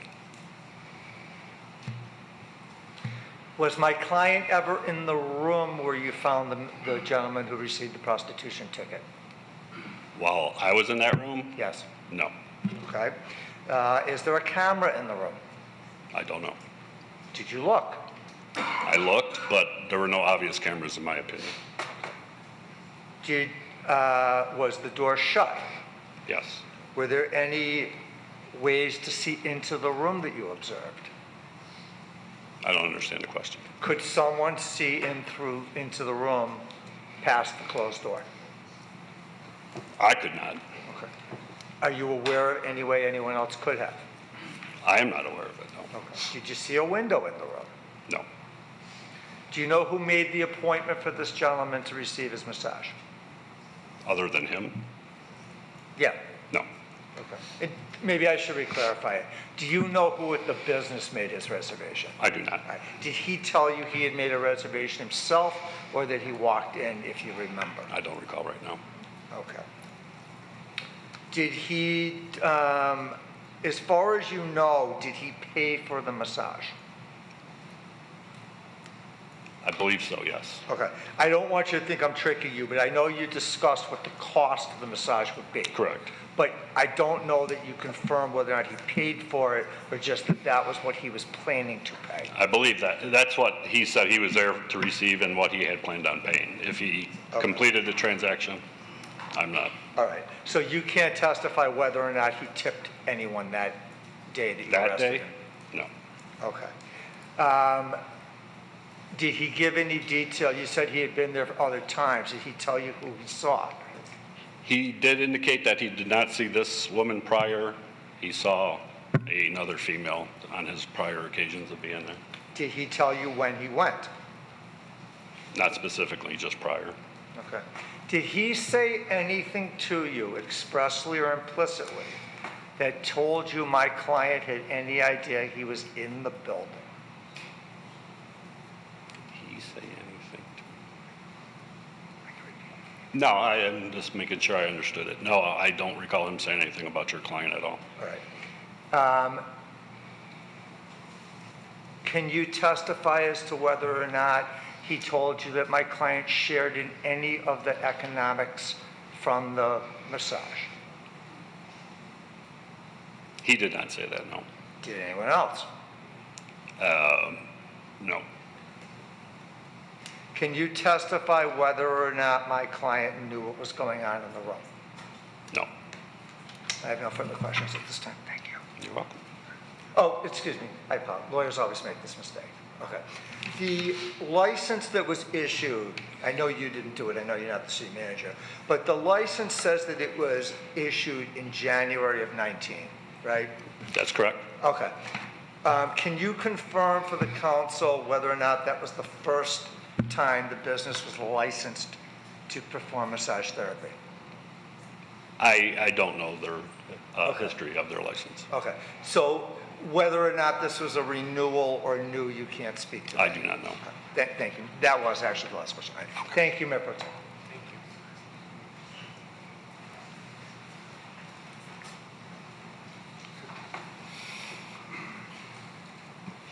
I have no further questions for this witness. You may be seated for now. The city does have administration does have one additional witness. It will be brief. Sergeant Langdon. Sergeant Langdon, can you state your name for the record? Sergeant Daniel Langdon. And Have the Oh, city clerk yes. swear me. Thank you. Thank you. Do you swear to tell the truth, the whole truth, and nothing but the truth? I do. Please restate your name. Sergeant Daniel Langdon. And you're in charge of the directed patrol unit, is that correct? Correct. I am the sergeant, and there's also 4 officers assigned to the unit. Okay. On this date in July, you were conducting regular inspections of massage facilities in the city of Troy. But prior to this date, had the directed patrol unit received information about this specific facility? Yes, we received tips in the past, either through my chain of command where someone mailed letters or someone called in a unanimous, anonymous tip. Okay, and the tip, what did the tip have to do with? Just that illegal acts were going on at that establishment, prostitution, acts of prostitution. Okay.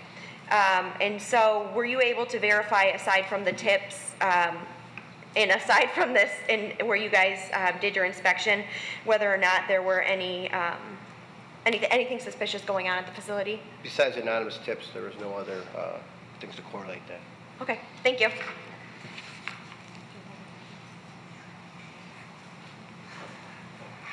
Good evening. Good evening, sir. How many times has this facility been inspected, if you know? I've been in charge of directed patrol unit for 1.5 years. We do 2 a year. I've probably done more there based on the tips. I'll give some a little extra attention. When you say 2 a year, is that 2 per license opposed to 2 inspections? I make a routine to inspect every facility at least 2 times a year. Okay. There's some facilities that come to my attention that I'll do multiple, so I would guess 4 or 5 times I've been into this one. Okay. And in the prior trips, had you discovered anything that led to you issuing any type of criminal ticket? Yes. I don't mean you, the department. Not that I recall. Okay. You were there that day, right? I was. Okay. I asked your colleague a series of questions. I'm going to try and do it as quick as I can for you. Did you ever see my client in the room? I did not. Okay. Do you have anything you can share with the council to suggest my client was aware of what was going on in the room when the door was opened? Nothing besides she's the owner of the business. Okay. Well, that will lead to a follow-up, of course. She owns the business. You're implying that she's going to know what's going on in every closed door, right? I'm not going to make implications. Pardon me? I'm just implying that she's the business owner. She's responsible for what happens inside the business. I understand that, but what I'm asking you is whether or not her owning the business, if that creates a link that she was aware of what was going on that particular day when you guys went in. That's not for me to conclude. Excellent point. Do you know of anything that would suggest that? I do not. Okay. Since you've been there multiple times, can you testify how long they've been in business? I cannot. All right. If I told you that this is their 3rd year of business, does that seem to jive with your memory of inspections? I know they've been in business for more than 1.5 years, so that would make sense. Did you see anything to suggest my client was involved in any type of prostitution? In fairness, you know who my client is. I did not. right? Yes, I did not see your client committing any acts of prostitution. Okay. Do you know whether or not this particular massage that led to the prostitution tickets was in fact paid for? I know he told me what he was going to pay. I don't know if the money actually exchanged hands. He did write in his statement how much he was going to pay and how much he was going to tip. Right. And just so I don't know if you've all have read this, so I'll make it easy for you. with your help. The massage was going to be $70, right? Correct. And he said he was going to tip 30. Correct. We don't know whether or not he did. Correct. And we have no idea where he came up with that figure. Correct. That's just what he told us. In your inspection, did you see anything to verify what the price of a 1-hour massage is? They are obligated to put their prices out on display. I don't recall, I don't know if that 70 went with their prices or not. Okay. Is it fair to say that really wasn't your concern about inspecting the place, what they charge for an hour massage? That is correct. Thank you, officer. Detective, excuse me. I did it again. Sergeant. Thank you.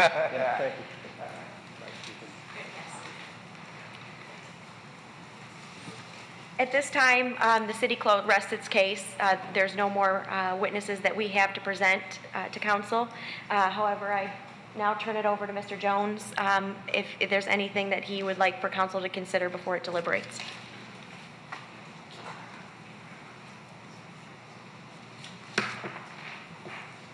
Thank you again. I am going to call a witness just to give you a quick overview of what I expect the testimony will be.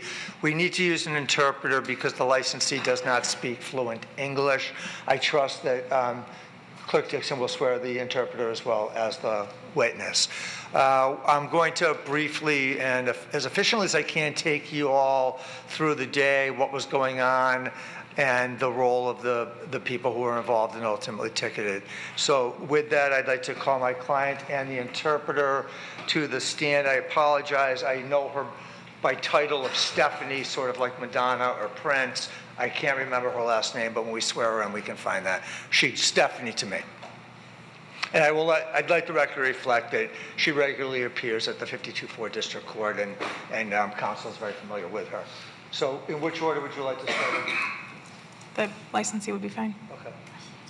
State your name for the record, nice and loud. 现在请你要报上你的名字，大声的说。我先，哦，不的，好，许秀琴。My name is 许秀琴。Okay, raise your right hand. 请你举手。Do you swear to tell the truth, the whole truth, and nothing but the truth? 这种宣誓你会说实话，完全不说假。Yes. And if you'd state your name. My name is Stephanie Mann. I'm Michigan State Court interpreter. Do you swear to tell the truth, the whole truth, and nothing but the truth? Yes, I do. Proceed. I always wait for a signal from the judge. You're kind of like the judge here. All right. All right. What is your relationship to Asian Spring Massage? 那么你在这个 Asian 按摩院你是担任什么职位？这个商店是我的。I own this store. How long have you owned the store? 那么你在这个店里头开店有多久了？将近3年。Almost 3 years. I'm going to interrupt for a minute. Could you tilt the microphone down a little? You're speaking plenty loud, but if we could pick up their voice a little bit for the recordings and just so we can hear a little bit better. I apologize. Keep up your high volume as well. Thank you. I'm from the East Coast. It's just a national behavior. All right.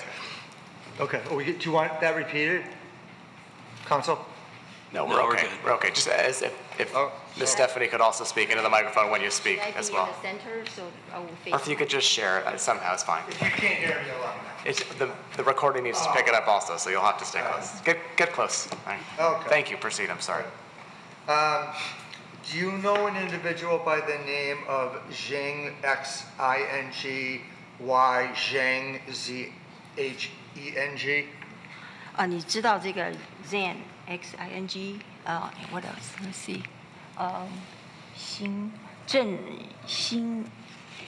郑欣这个女士，你知道你认识吗？是的。Yes, I know her. How do you know her? 你怎么认识她的？他是来找工的。He came to work here. Okay.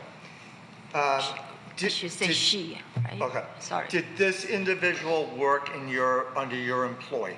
所以她是你的员工了，对吗？是的。Yes. Okay.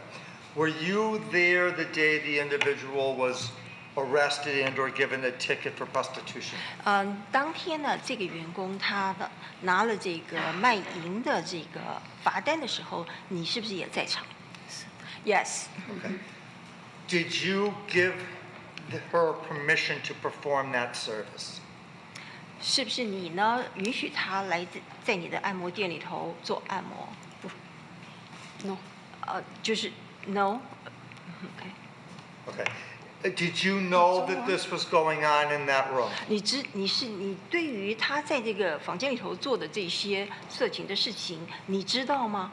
不知道。 I had no idea。 Okay. Were you ever in the room with the customer and the employee? 所以呢，在这个你的按摩师他在按摩的时候，是不是你都会在场？是的。不是在房间里。No, 在 not in the 外面。 room. I will be outside. Yeah. Outside of the building or outside of the room? 是在房间外面，还是就是在这个建筑物里头？就是有时候我会在外面，有时候在前台。Sometimes I will be outside the building. Sometimes I will be at the front desk. 前台。 Do you remember where you were when the police arrived? 你记不记得当天当警察进到店的时候，你那个时候在哪里？我刚好在外面。I was outside. Do you remember one of the police officers trying to communicate with you? 你记不记得其中的有一位警员当时想要跟你说话？他们进来的时候，我跟他们同时进来。When they came into the store, I went with them. Came into the store. Okay. Did you receive any money from the gentleman who received the ticket for prostitution? 就是你呢，就是这个客人他给了这个小费，你是不是也分到一些？没有。 No. Okay. How much does an hour-long massage cost at your facility? 在你们的店里头，1个小时的按摩是多少钱？1个小时70块。$70 an hour. Okay. Can you explain to the council how that money is divided between you as the store owner and the therapist who performs the service? 所以呢，你们这个70块钱是怎么分的？就是你跟这个按摩员。主人是分38，员工是32。So I got 38, and the therapist will get 32. Do you receive tips, you personally, not the business? 你个人有没有也会分到一些小费？没有。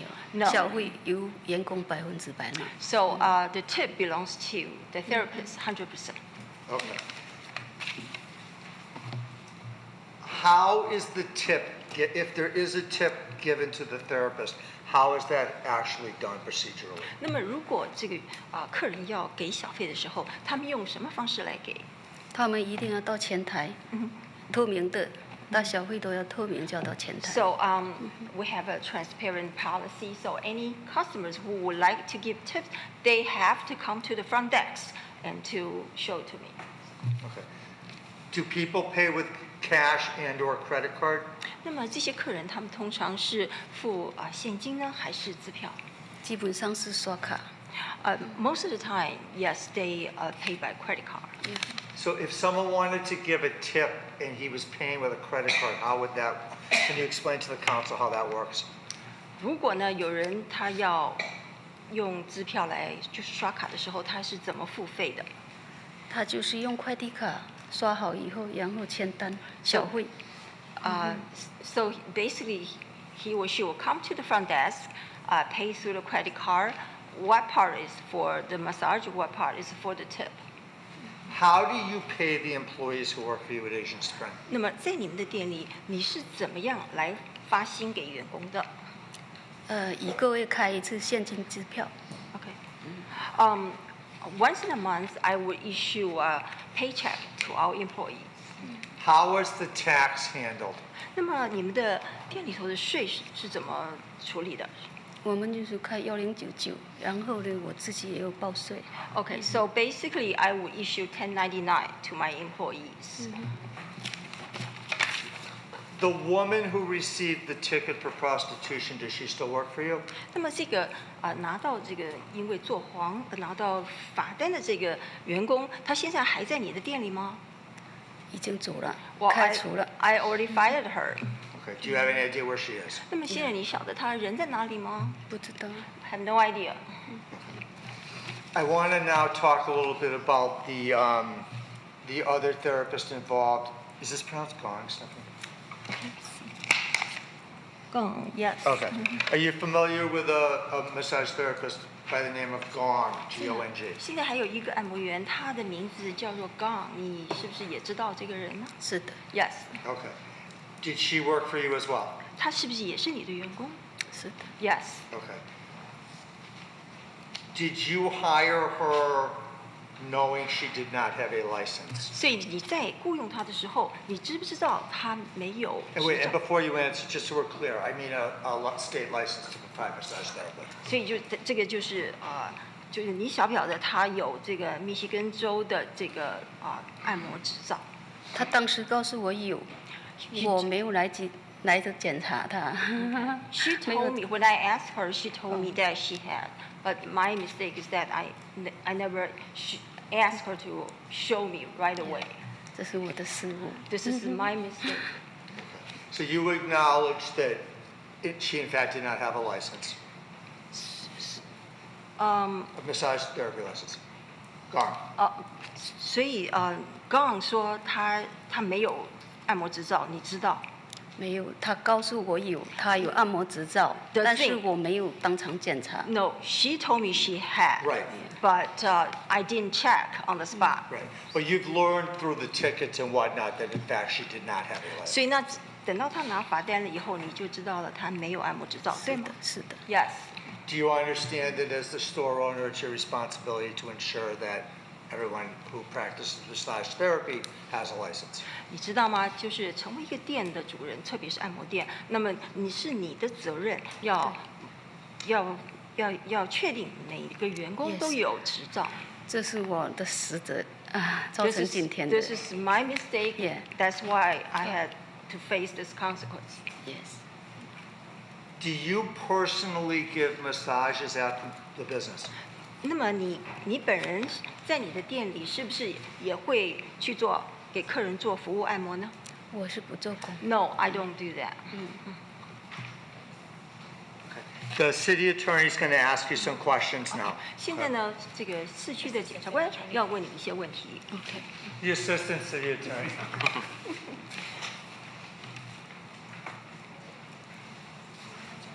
Stephanie Mann. No. Oh. 修清溪。秀。Last name or first name? Last name. Xu, right? Yeah. Xu or Xiu? Yeah. Xu. Ms. Xu, Yes, at thank you. the time of the incident, you had the same listed address as the individual who was performing the acts of prostitution. 那 Is 么 that correct? 当这件事情发生的时候，你跟那位拿到罚单的那个员工是有同样的住址，对吗？他当时是住在我们家。 Yeah, at the time she lived with us, with me. So you were living together, but you had no idea what she was doing at your facility? 你们既然住在一块儿，但是你却不知道她在店里头是做什么事情。可是他来的时候，我们是一定有规定的，是不许乱做的。但是他也是成年人了，应该为他自己负责的。 So at the time I hired her, that I told her very clearly that we're not doing anything like that, and she is an adult, so she should be responsible for her behavior. Is there any reason you specifically told her that you're not going to be allowing that at your facility? 为什么你会要一开始就要告诉她说你不可以在我们的店里做黄呢？因为每个员工来招工，我们都一定要告诉他，我们这里是一定不能乱来的。 Okay, I'd basically tell every person who come to seek employment at my store that we're not doing anything in that regards. Okay. Would you admit that you did not inform the city clerk of your employment roster, specifically the two women who were working on the date of the inspection? 你承不承认，就是说，在这个你并没有向这个城市这个来错语城市报道说你请了2个这个员工，你没有向他们报告，对吗？这是我的失误。 Yeah, this is a mistake. I have no further questions. 就这样。 Can I just ask one sort of follow-up question? Okay. 还有一个问题。Were you at the store the other times the police did the inspections? 那么在前一次或是其他次的警察到你的店里来检查的时候，你是不是也在场呢？是的。Yes. Did you understand what they were looking for when they did the inspections? 那么当他们警察在你的店里做检查的时候，你是不是知道他们在检查什么？他们来检查就是检查有没有 license， 就是这样。Basically, they were checking to see if we are licensed. Okay. Did you ever have any idea when they would come and do an inspection, or were they done randomly? 你知不知道他们是什么时候会来到你的店里做检查，还是说他们基本上就是抽检？好像是没有固定的啦，抽检好像是。I think maybe they would just randomly come in. Okay. Did they ever call you to make an appointment? Say, hey, can we come look at the store today? 他们有没有曾经给你打电话说，哎，我们今天要来到你的店里检查？没有。Never. Thank you. Do you have any follow-up? No. No, at this time, if council would allow, I'd like to make a brief closing statement, also answer any questions, and I believe Mr. Jones would like to do the same. Statements first? Yeah, statements and then questions, if that's okay, or, I mean, however you prefer. Statements. Okay, thank you. So this evening, council has heard testimony from 2 police officers with the Troy Police Department. The testimony has established a total of 5 ordinance violations and potential state violations as well. The first being that acts of prostitution were being performed in violation of paragraph 18, subsection A of the city's ordinance. The second violation that has been described to council were receiving acts of prostitution, which is in violation of paragraph 18, subsection B of the city's massage ordinance. The third ordinance violation that has been testified about this evening is that massages were being performed by an individual who is not licensed by the state to do so, which is a violation of paragraph 10, subsection C of the city's ordinance. Fourth, the licensee admitted to this council that she allowed these massages to be performed by an unlicensed individual, which violates paragraph 10, subsection D of the city's ordinance. Finally, the fifth and final violation is that the updated list of employees was not submitted to the clerk's office, which is required by paragraph 10, subsection B of the city's massage ordinance.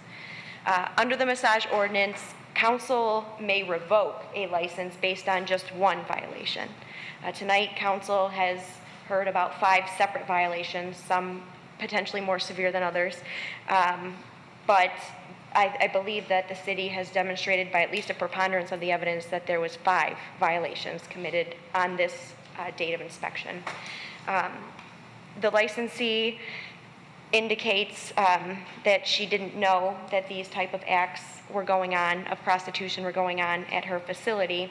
However, council has heard testimony that this was the 3rd time, at least the 3rd time, that the male individual had been at the facility for those type of services. We've also heard testimony that those type of services were being advertised on the internet.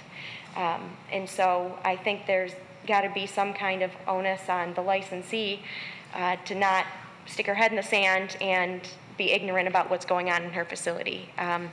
I believe that the acts that were occurring in and of themselves, whether she knew about them or not, although she arguably should have known about them, are enough for council to revoke the license. Which brings me to my final point. Based on the amount of violations that occurred at this facility on this date and the severity of the violations, administration is respectfully requesting a revocation of license number 2019-0012 belonging to Asian Spring Massage. Thank you. Of course, she was right. I would like to address the council. I'm not going to waste your time and suggest that there's a factual dispute about what happened. To me, that's not the issue of why we're here. My client, I think, honestly and respectfully admitted that she made a horrific mistake administering the business and allowing people without licenses to give massages. I also will suggest to you that I don't really believe that's the fulcrum in which you're going to decide what to do about the license. My intent is not to trivialize it. My intent is not to make a mockery of it, but I just think, as we're all told and we say as adults, everything is relative. However, let's move on to the more salient point about the prostitution. If we look at what's on the record, the statute requires her to either do the act, which there's no suggestion that she did, and there's no evidence to suggest she did, or allow it, okay? I'm not an English teacher, but I'm going to ask you to use your common sense to understand that the word allow means to do something, to give permission. The record is also void of that. My colleague so eloquently said she should be held accountable for sticking her head in the sand, but that's not really how our society works. If a large company has someone commit an assault, the manager isn't held accountable. That's just not how we operate. I think what's really compelling is that the officer testified that they had been to that location numerous times because they had received anonymous tips. So what do they do as responsible law enforcement people? They go to the facility. And every other time but this one, they don't find anything. The reason that's relevant is not to necessarily excuse the act, but to make the point, if this were the business model, if this is what were happening regularly, it wouldn't have taken 2.5 years for her to get caught. Again, she's not in the room, the door's shut. She doesn't participate in the economics. There's nothing on the record to suggest she knew. There's nothing on this record to suggest she allowed it. Is it a deplorable act? Of course it is. I'm a citizen. I understand where y'all are coming from. I'll take the quantum leap. As you sit there staring at me and listening to me talk, you don't want this type of stuff going on in your city.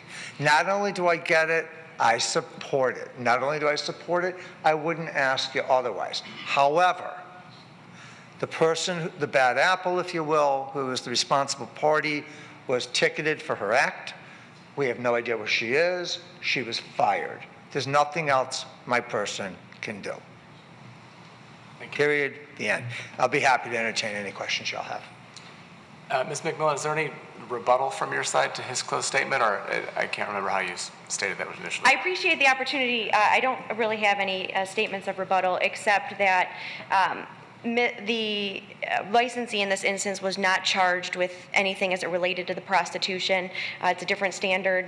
When you get in the criminal system, it's a higher standard. And that could be potentially one reason why she was not charged at the time.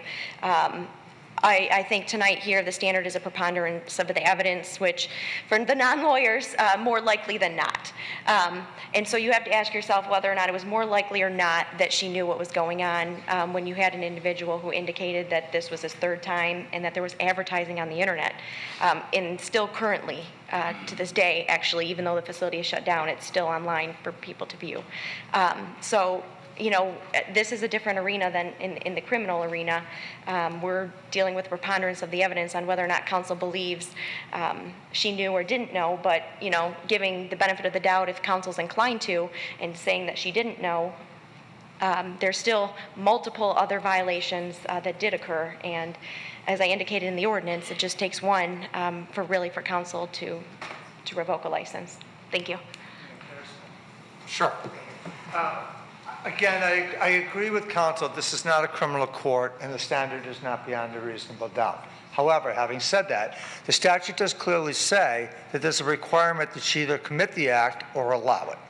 And whether it's preponderance of evidence or clear and convincing or beyond a reasonable doubt, we still have to find something to suggest she allowed it. The record is void of that. The other thing I want to say is, I mean absolutely no disrespect to the officer, but I would say that him suggesting that his training taught him what's on the internet and what it means without reading it and without seeing it is politely tantamount to telling you who's going to win a football game that's played on Saturday. It's an opinion. It's not fact. It must be distinguished. So what I'm asking you to do is I'm asking you to hold her accountable. The statute doesn't require you to revoke her license. It is not mandatory. The business has been shut down since the 19th of July. It was locked. Through Ms. Bloom and Ms. McMillan, they were kind enough to let us go in there to turn off the power so we didn't have a fire or anything like that. But she's been out of business as far as the business being shut for 2 months. What I would ask you to do to conclude the appropriate remedy and sanction would be to suspend her for another 30 days, making it 90. I think that's more than fair. I don't think that without anything on the record suggesting she knew, and I agree the statute doesn't say that, but there's nothing on the record to say she'd allow it, to shut her down after 2.5 years, after probably 10 inspections, is just simply unfair. Thank you for hearing us. Questions from council for either Ms. McMillan or, sorry, I forgot your last name, I apologize, but Mr. Johnson, thank you. Jones, thank you. Jones. Any questions? Okay, I will open the public hearing. I don't see anybody has signed up to speak on E3. Is there anyone in the audience who would like to speak? See none, I will close the public hearing and ask if anyone would like to move the resolution. I'll move. Councilman Hamilton. Resolved that Troy City Council hereby revokes the massage facility license issued to Asian Spring Massage LLC located at 2885 East Long Lake Road. Support. Moved by Councilman Hamilton and supported by Councilman Pennington that the Troy City Council revokes the massage facility license issued to Asian Spring Massage LLC located at 2885 East Long Lake Road. Discussion. Councilman Henderson. So I have two comparisons. One are the hookah bars that we had issues with when they first came in. Also licensed and approved by the city to do business. And, you know, their explanation to us all the time when we complain about, or when residents complained about beer cans and paraphernalia in the parking lots, it wasn't their problem. They had no responsibility there. And I don't see that is a good excuse for a business owner. And my second point would be, you know, I'm a licensed realtor with the state of Michigan. I work for a company that's also licensed. I know through training what the rules and laws are, and I know what boundaries not to step over, and I know that if I step over those boundaries, my company will probably lose their license, and I just know not to do that. So there's certainly a lack of training or lack of understanding by licensed and unlicensed massage therapists at this facility, and that the onus is on the person that owns the building or owns the business to be able to instill those truths to their employees. So I don't accept that as a viable excuse. Councilman Pennington? Yes. I think Attorney Jones asked us to stick with the facts. I think the facts are pretty clear. There was 5 violations. We only need 1 violation to revoke this license. So I will be in support of revoking the license.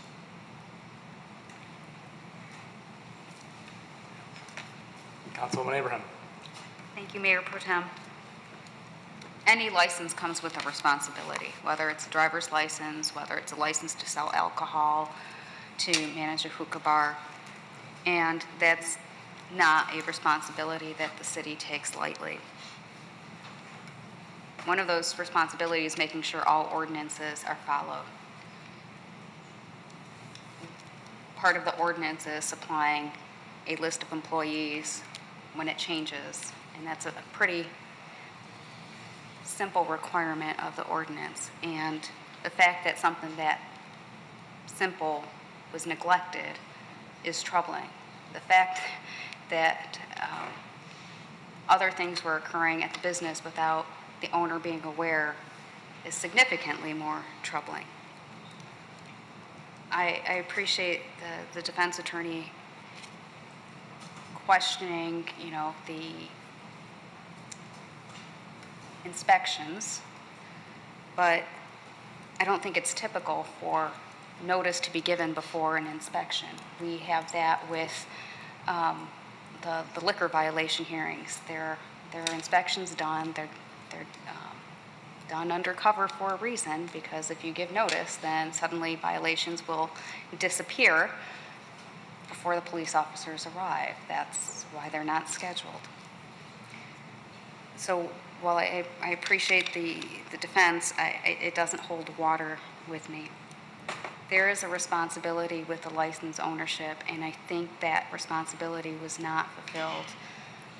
I appreciate also that the owner has taken responsibility for her errors, but that's not enough. And I will be in support of revoking the license. Councilwoman Hoderick? Troy works hard to fight for its safe city status. We're a family-friendly city. We are tough about these things. We're very tough. And that is known. We have a reputation for it. We set strong standards for the quality of life we want here and the type of safe environment we want to raise our children in.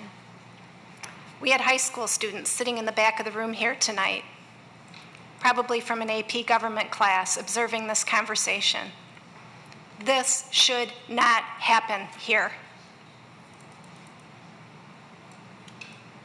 Zero tolerance. And you know what? There's a lot of people in this community who have their eyes and ears open, and they are serving as eyes and ears for our PD. They do follow up on tips. They do come into us. It's serious. Sex trafficking that gets discussed and worried about. Owners of these facilities have a responsibility to understand our ordinances and adhere to them. 5 violations. 5 of them. There's consequences for that. Harm has been caused right here tonight in this room to our young people. It's unacceptable to me. I appreciate the defense's arguments, I do. You had a right to come here and do that. We have a right to hold fast to our ordinances and to protect the reputation of our safe city status. That's my job. That's what I'm elected to do. That's what the people I represent expect of me.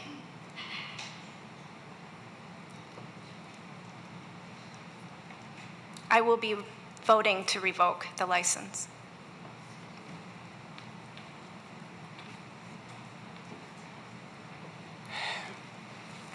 I agree with what everyone has said tonight.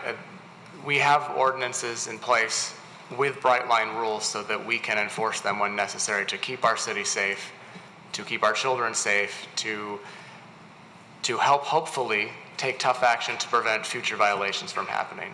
And in revoking a license such as this, I don't take it lightly. I don't think anybody does. I understand it's your livelihood, it's your business. But sometimes examples have to be made in order to help protect the city in the future. And this is one of those instances. With 5 ordinance violations, we're left with no choice, I feel, but to revoke this license. Mr. Jones, you did a great job, zealously advocating for your client. I respect that and understand that. But when you look at the actual facts, trying to make a differentiation between what allow means doesn't move the needle for me, especially when there's other ordinance violations that have been presented. I'll be voting to revoke this license. We just fairly recently updated our massage license ordinance, and I want to thank the PD for doing their job and continuing to inspect. It's good to hear that each facility, your goal is to have 2 inspections at least per year for each facility. Hope that's not revealing too much again, but they should be aware. I mean, we take this very seriously in Troy, and we're sitting here at 10 o'clock at night. We have 3 sworn officers sitting in front of us, and we have heard a lot of facts, and we did have young people in the audience who all left probably because they had to go home and finish their homework for school tomorrow. But I'm embarrassed that we're sitting up here with these kids out there having to hear this stuff. And that's not the kind of city we want to be and represent out to the community as a whole. So I will be voting to revoke, and I hope that you understand where we're coming from and can learn from this experience. Any further discussion? The vote, Ms. Dixon. Councilmember Henderson? Yes. Councilmember Hoderick? Yes. Councilmember Pennington? Yes. Councilmember Abraham? Yes. Mayor Pro Tem Baker? Yes. Councilmember Hamilton? Yes. Motion passes. Next up on the agenda is public comment for items on the agenda from Troy residents and businesses. We have 3 people signed up this evening. If it's okay with council, I think we should do the public comment and maybe take a quick 5-minute break after they speak. They've been waiting a long time, if that's okay. So first on the agenda on the list is Toby Goslin, a resident signed up to speak on P02F. Is Toby still here? There she is.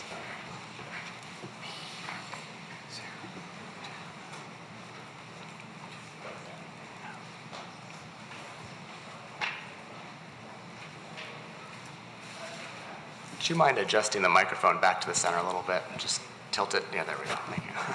Good evening. That's a tough act to follow. And I have to tell you, I'm going to change my speech a little bit. I commend you for your serious way you handled this tonight. I'm very impressed with all of you tonight, so thank you for that. But for the record, I support the proposed ethic investigation of this council, not because you may be guilty, but because you need to earn the public trust before we can move forward. If there is nothing to hide, our elected leaders should welcome the opportunity to provide fact-based evidence to the voting public. True leaders step up and face the challenges, just like you did tonight. Your leadership and professional dialogue serves as a role model to those who expect the best of the best to run our city. The behavior at the council table speaks louder than words. Where there is smoke, there's fire, and the alarms have been screaming. The ethics probe may decode the unanswered questions currently sealed from the public view. I'm a taxpayer who believes transparency is good government. We all win when we maintain ethics, integrity, and good character. This meeting tonight is proof of that. I'm hopeful the ethics probe will become a bridge to the path forward. The information revealed in the Plant Moran forensic audit is deeply concerning to me. The tone at the top is corrosive and damaging. Is council personally benefiting from the LED digital billboards that arrived in Troy while no one was watching? What's up with the numerous giant storage facilities that occupy the landscape? Is there a connection between the silent partners connected to the developers expanding footprint, clear-cutting once green space, now overcrowding our schools? Troy's former city manager, Brian Kishnick, sits in federal prison for taking bribes from a city contractor and other misdeeds. 40 Southeast Michigan officials remain under investigation. Michigan leads the nation in public corruption as reported by the U.S. Attorney Matthew Schneider, June 5, 2019, Mackinac Policy Conference. I remind our intelligent, educated voters this is serious business and not the political ploy narrative being used to distract and polarize our community. There's a reason why some on council looked away, complicit with the former city manager, admitting they sheltered and steered him. The truth will come out. I'm paying attention, and I vote. Thank you.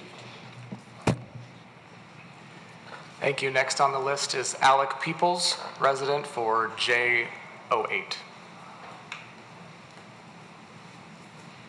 Mayor Pro Tem and council members, wanted to very quickly express my support for J8, which is an appeal to the Building Code Board of Appeals decision to approve the appeal of the sign permit suspensions for the 3 billboards that had been suspended during the sign moratorium from, I think, 2 years ago. I'm frustrated, as I'm sure you are, that 2 years later we're still fighting against this billboard company who's trying to jam these billboards into our city. I'm looking forward to getting the 8-year amortization clock started on the ones that already exist. I know Paul Evans' office is working very hard to get to the point where they can notify the company that the clock is ticking on the 8 years to get these billboards removed. But I wanted to also take the opportunity to mention I still think that digital signs in general should be prohibited. Last year, I think it was last summer, there was a presentation to council about the brightness spec before the ordinance was voted on. And there were several signs that were way outside the current spec. And as far as I can tell, nothing's changed about those signs. So we have an ordinance that we're not able to enforce. I believe it's, it takes a lot of resources to go out and measure those signs, and we're just not able to enforce it because it takes a lot of resources. And frankly, I don't think our city resources should be used to go out and measure the brightness of these signs. They can change so quickly. So I wanted to mention those things. I think there's still a lot of work to do on the sign ordinance to make our city look better and more modern. I just wanted to get your support first on the appeal. Make sure that supports, again, I don't think it's going to be a controversial vote here. The city attorney is recommending it, but I just wanted to express my support, and I know there's many others who agree as well in the city, and ask for your future support in approving the sign ordinance. Thank you very much. Next up is Aaron Green, Troy resident on N1.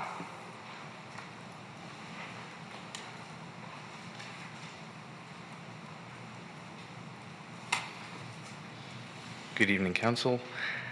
I'm just going to keep it brief because it's been a long night. Thank you very much, Councilman Hamilton, for bringing that referral. I look forward to however you decide to move forward with this investigation to it moving forward, and agree with the other resident who spoke so eloquently on the subject. Thank you. That concludes those that have signed up for public comment for items on the agenda from Troy residents and businesses. Now's a chance for City Council and City Administration to respond or reply to any public comment. Would anyone care to? I signed up. Sir, you are signed up for L1, which will be public comment later. Thank you. Anyone from City Council or City Administration wish to respond to our previous three speakers? Councilman Hamilton? I just want to ask, how does the process of enforcing the sign brightness work? How much effort do we put into that? And what are your I'd like thoughts? to talk with staff and I'll get a report back. Sure. Thank you. That was my question too. I know that I'd previously been told that a complaint needs to be made. We don't have the resources to randomly test, as I understand, but if there are complaints made, then they can go out and test at that point, was my previous understanding. So. Yes. Okay. Anyone else? Okay, thank you for those of you who came to speak today. Do you need a break, or should we keep going? No, let's go forward. Let's move on. Okay. All right. Ed says move on, so let's move on. So, all right, that takes us to regular business. There are no mayoral appointments this evening. I do have two city council appointments. I'd like to move the appointment of Divya Agarwal as the student representative to the Parks and Recreation Board for the term expiring July 31st, 2020, as well as Alankar Shendi as the student representative to the Traffic Committee for the term expiring July 31st, 2020. Support.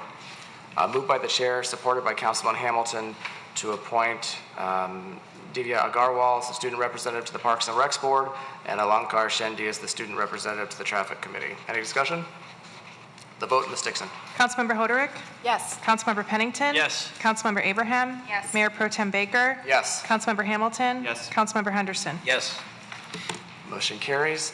That concludes the city council appointments. We move on to I2 for board and committee nominations. There are no mayoral nominations this evening, and as Mayor Pro Tem, there's no city council nominations this evening either, which takes us to I3, request for closed session.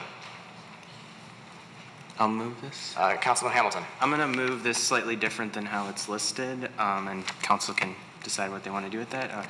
Resolved that Troy City Council shall meet in closed session as permitted by MCL 15-268E pending litigation for Ryan Wolf versus City of Troy.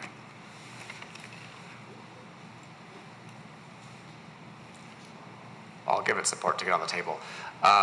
Moved by Councilman Hamilton, supported by the chair, that Troy City Council shall meet in closed session as permitted by MCL 15.268E pending litigation for the Ryan Wolf v. City of Troy case. Discussion? The vote, Ms. Dixon. Councilmember Pennington? Yes. Councilmember Abraham? Yes. Mayor Pro Tem Baker? Yes. Councilmember Hamilton? Yes. Councilmember Henderson? Yes. Councilmember Hoderick? Yes. Motion carries. City Attorney Bloom, as for the other two cases that are on there, Yes, thank you. I did provide a recommendation, and without convening and discussing those matters, we will pursue the recommendation that was included in the memo. thank you. I-4 is contract ratification, Troy Fire Staff Officers Association. It's introduced by Chief David Roberts. Chief? Good evening, Mayor Pro Tem and City Council. I'm here tonight on behalf of our Human Resources Director, Jeanette Menig. She's out of town at a conference, to introduce the tentative agreement reached with the Troy Fire Staff Officers Association, which represents the uniformed full-time staff members of the fire department. The agreement as presented adjusts wages, changes the overtime and compensatory time accrual methods, reduces the higher date-driven tiers for retirement contributions, modifies the tuition reimbursement benefit, and updates administrative language in the contract. The union voted unanimously to approve this agreement, and city management supports and recommends ratifying the agreement. And I'd be happy to try and answer any questions that you might have. Any questions from council? No questions. Someone like to move the resolution? Councilman Henderson? I'll move I-4, contract ratification, Troy Fire Staff Officers Association, as printed. Support. Moved by Councilman Henderson, I think supported by Councilman Hamilton, to approve I-4 contract ratification as printed. Any discussion? Vote, Ms. Dixon. Councilmember Abraham? Yes. Mayor Pro Tem Baker? Yes. Councilmember Hamilton? Yes. Councilmember Henderson? Yes. Councilmember Hoderick? Yes. Councilmember Pennington? Yes. Motion carries. I-5 is a city council personnel evaluations, and this is being introduced by Assistant City Manager Bob Bruner. Thank you, Mayor. First, I want to acknowledge that this is a bit of an odd situation, having the Assistant City Manager talking to the City Council about the evaluation of the City Attorney and the City Manager. This in and of itself demonstrates one of the reasons why hiring a consultant to help facilitate this in the future would be helpful. But second, I also want the audience to understand that I'm speaking from experience. I was the city manager in Ferndale from 2007 to 2011 and Birmingham from 2011 to 2014. So I have experience helping public bodies prepare for and conduct my own evaluations, and it's a precarious and uncomfortable position to be in. It would be like herding cats if the cats had the power to set your compensation or even terminate your employment. This is something that I've been thinking about since joining the city's management team in June.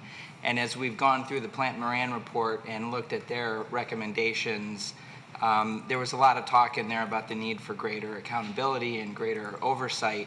And so we started the process of looking for a consultant to help the city council with this in the future. Now, I knew the anniversary date of the city manager's employment agreement was January 1, and as I was researching this issue, discovered that the city attorney's employment date is July 1, and the city attorney hasn't been evaluated or had a salary review since 2017. So tonight we're looking for some direction from the city council as to how you want to proceed, recognizing that we won't have a consultant in place to help facilitate the process probably until the first quarter of 2020. So we have 3 options on the agenda. Again, these are not the only options, but really just looking for council to provide some direction on how you want to proceed on this issue. Thank you. Any questions for Mr. Bruner or city staff? Would anyone like to move a resolution? Oh, Councilman Abraham. So there are 3 resolutions presented before us, as you stated, and there could be variations, and there could be variations off of those 3 resolutions. at a high level, can you outline what the differences are between the three of them?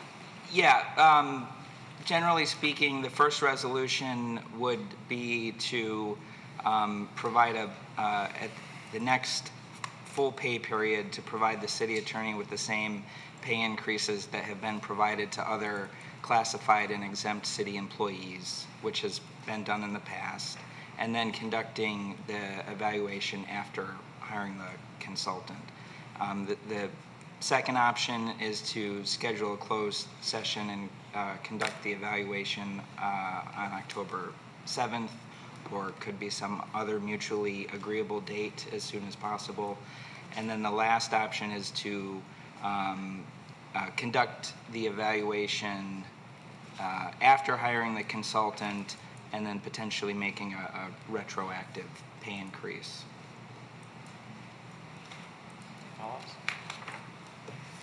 City Attorney Bloom. Yes, so thank you, Mayor Pro Tem. I did have a conversation with Councilwoman Abraham, and I think it's probably appropriate if you do decide that C is the choice that you want to move. There can be a slight amendment. Obviously, I don't want to be presumptuous and mandate that you give me a raise. Obviously, I can see how that would make you feel a little uncomfortable. However, I would request that language that says that if it's a satisfactory evaluation, that I would receive a raise at that point in time that would be retroactive. That is certainly the goal. Councilman Henderson. I've always thought the evaluation process for both manager and city attorney were a little clunky at best. So, I don't think the idea of a consultant is a bad idea. Naturally, costs, start to add up when you add on another layer. But one of the concerns I've always had since I've gotten on council, and that we have addressed in certain meetings, is that there is no track record necessarily of what goes on with regard to our evaluations. And, there's good reason for that. You don't want to have a hot argument over somebody's performance in public and then have it all over the newspaper that, whatever we discussed is now fodder for them to be evaluated maybe in another job in the future. So those things considered, again, I invite having some sort of a discussion further about how we can make this a better process. Councilman Pennington. I think the consultant makes it a streamlined process. I would be in favor of alternate C. Whenever the discussion is finished, I will move that. Councilwoman Abraham. So thank you, City Attorney Bloom, for clarifying our conversation. Just to give our residents some context, when I've typically done HR in the past, any sort of pay increases are only as a result of an evaluation. And so when I read the language of Resolution C, I was a little concerned that there was a pre-commitment to a salary increase prior to a council evaluation. So the conversation that we had was in regards to that, and ensuring that that's what the intent of Resolution C is. And as Mrs. Bloom suggested, perhaps there's going to be some language changes that better reflect a consideration of retroactive salary changes versus a commitment to retroactive salary changes. Do you want to say something? Mayor, I do have just a suggested revision to the resolution to accomplish that. I believe that in the therefore paragraph, if you insert the words "with a satisfactory evaluation" after, in light of this information, that should be sufficient. Okay. Mr. Brunner, can I ask you a question about the consultant? I know you're just digging into this, or you've been working on it for a while.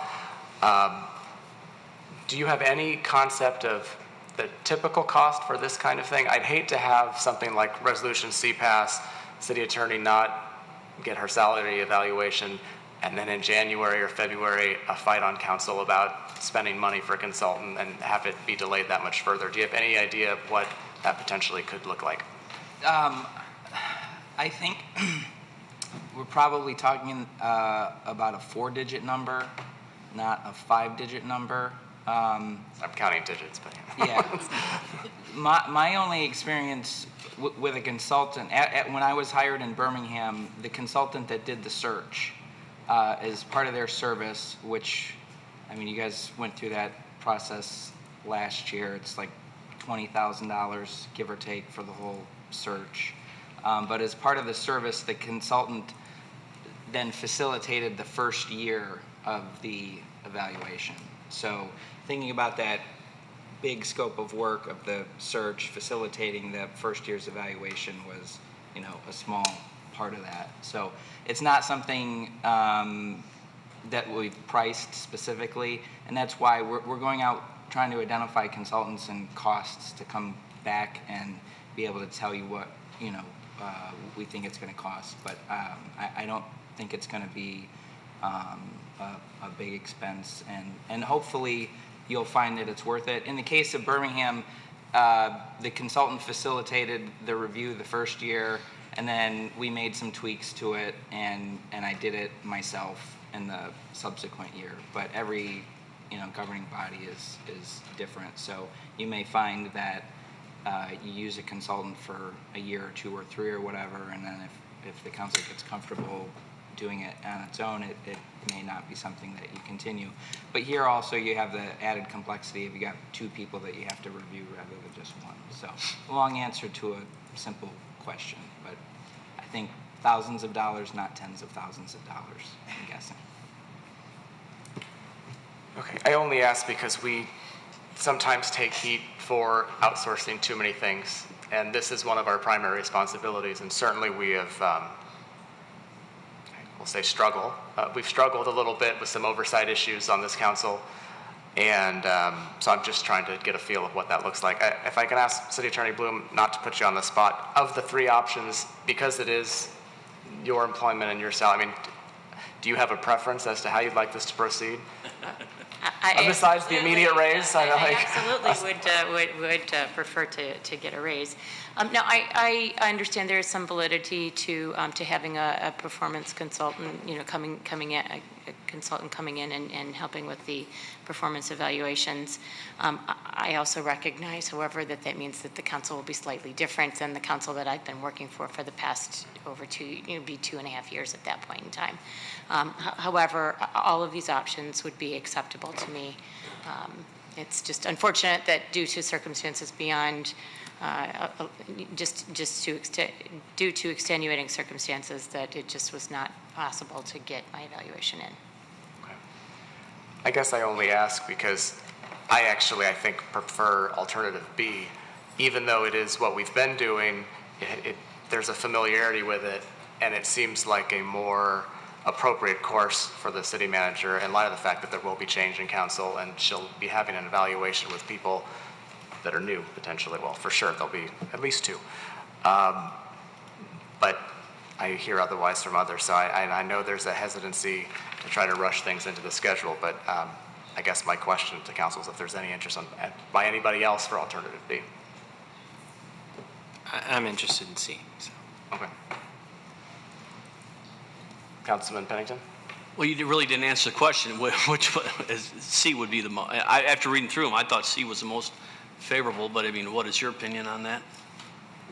Well, the first one is to give me the same raise that the other city employees have received, and that's, again, recognizing that there would be no evaluation. So certainly that would give me a raise quicker and would result in it affecting any payouts that I might be entitled to receive before January comes around.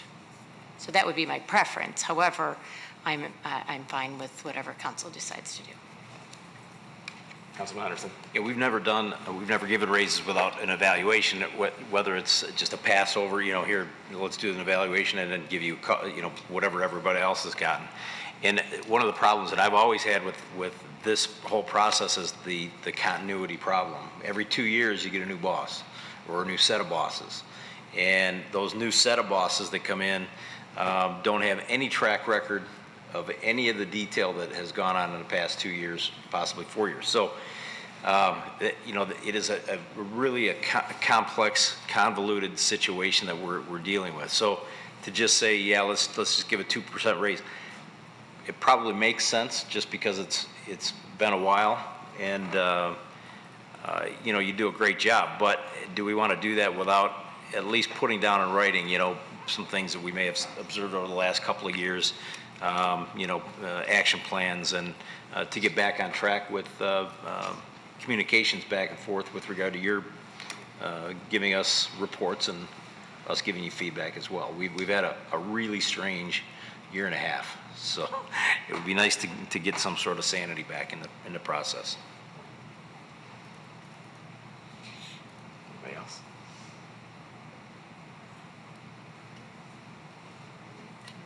Councilwoman Hoderick? I'd like to go ahead and move resolution alternative C with the suggested edits that the city attorney made.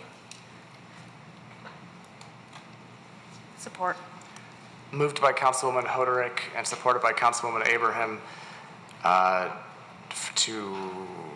for resolution alternative C, including the edits made are proposed by the city attorney, which state after therefore include the language with the satisfactory evaluation be it resolved, I believe. Is that correct? Any further discussion? Councilwoman Hoderick. Thank you, Mayor Pro Tem. I appreciate the city attorney.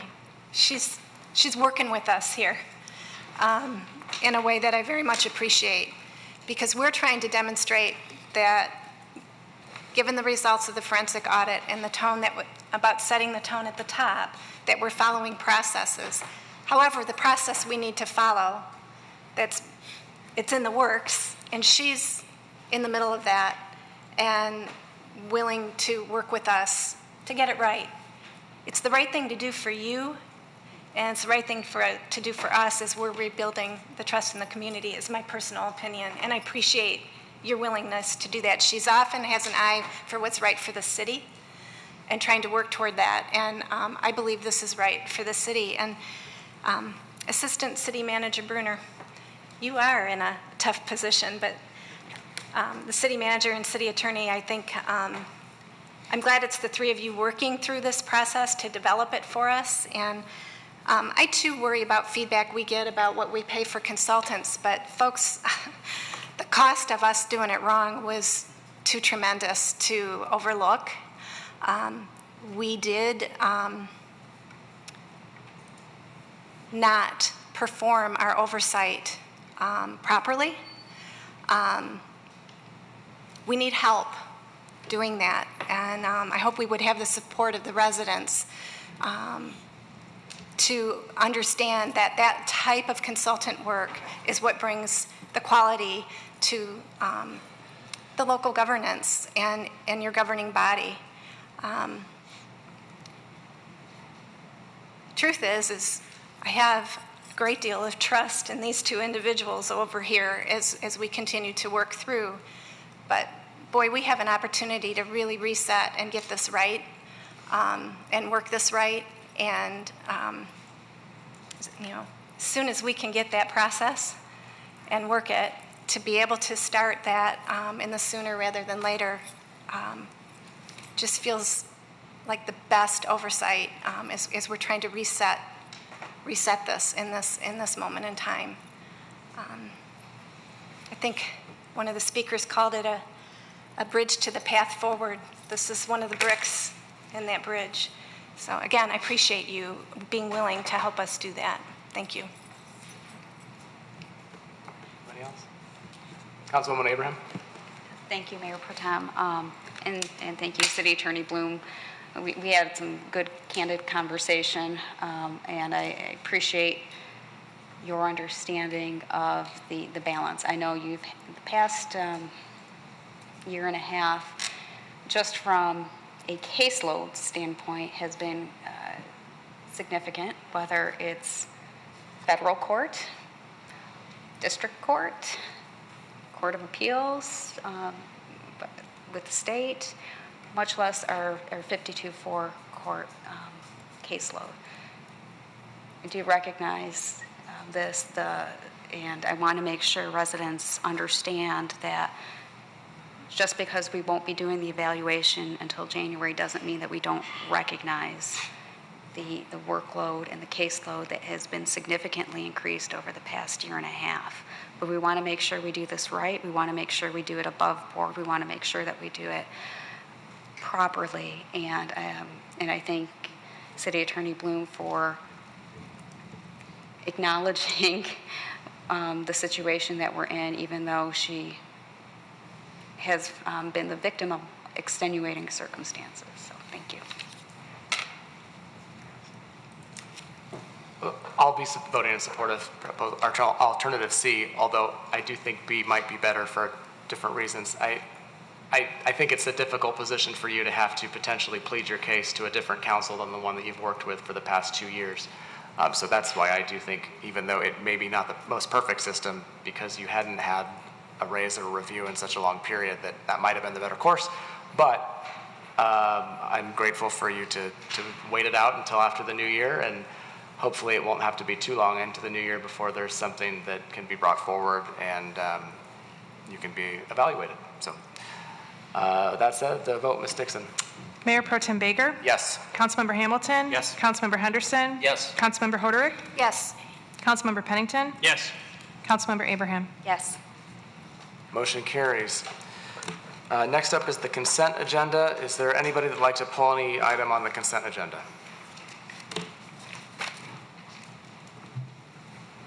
Councilman Henderson? This used to be my job. I'd like to move all items on the consent agenda as printed. Support. Moved by Councilman Henderson, supported by Councilman Pennington to support all, to approve all items on the consent agenda as printed. Any discussion? I will just quickly, we did receive, or I've been receiving some emails and some phone calls regarding J8? Yeah, J8, and Mr. Peoples was here this evening. I just want to say we appreciate your reaching out to us, and as Mr. Peoples says, I don't expect there to be any issue with this passing tonight on the consent agenda, but we are hearing you, and we're very much paying attention to the billboard issue, and we'll continue to do everything we can. The vote, Ms. Dixon? Councilmember Hamilton? Yes. Councilmember Henderson? Yes. Councilmember Hoderick? Yes. Councilmember Pennington? Yes. Councilmember Abraham? Yes. Mayor Pro Tem Baker? Yes. If you were here for a consent agenda item, all have been approved. Thank you.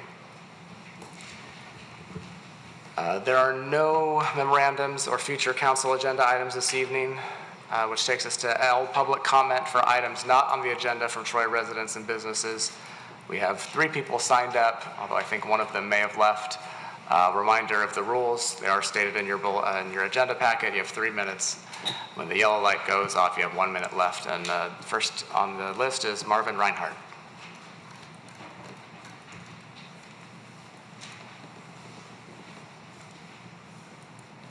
I was in Troy before Troy was.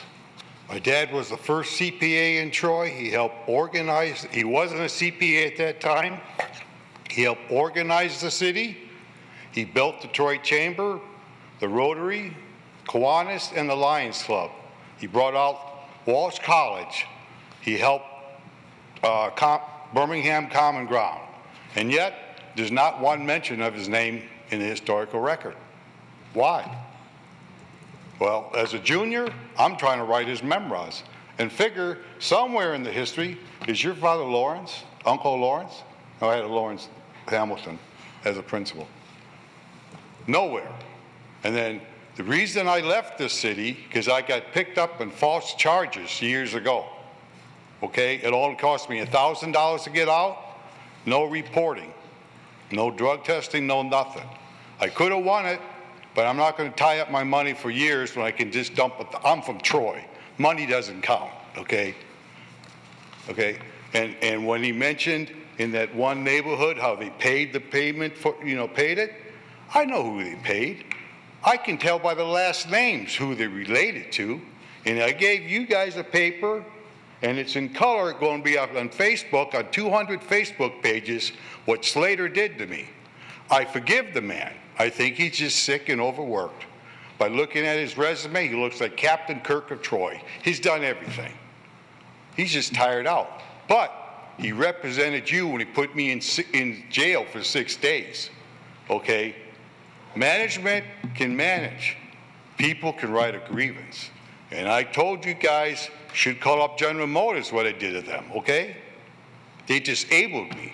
You know what that means when a company disables you? Guaranteed big retirement. And all retirements do is I just want to retire and I support the guys on the street. I'll probably go back down there tonight, okay?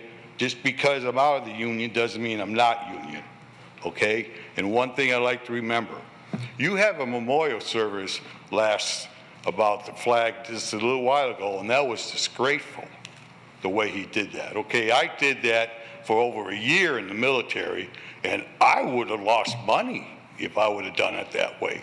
But I like to do this.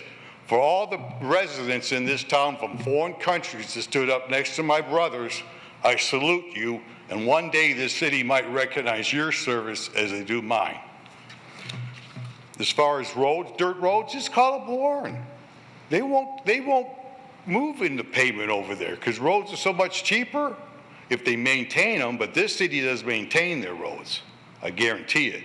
And that Willow thing there, that's a swamp, that's wetlands, not just a little bit. And don't worry, my stuff goes up on Facebook. Thank you. You have a good day. Next on the list is Marcia Bossenberger. I think she left. She's still, oh yeah, sure. So we'll move on to Aaron Green.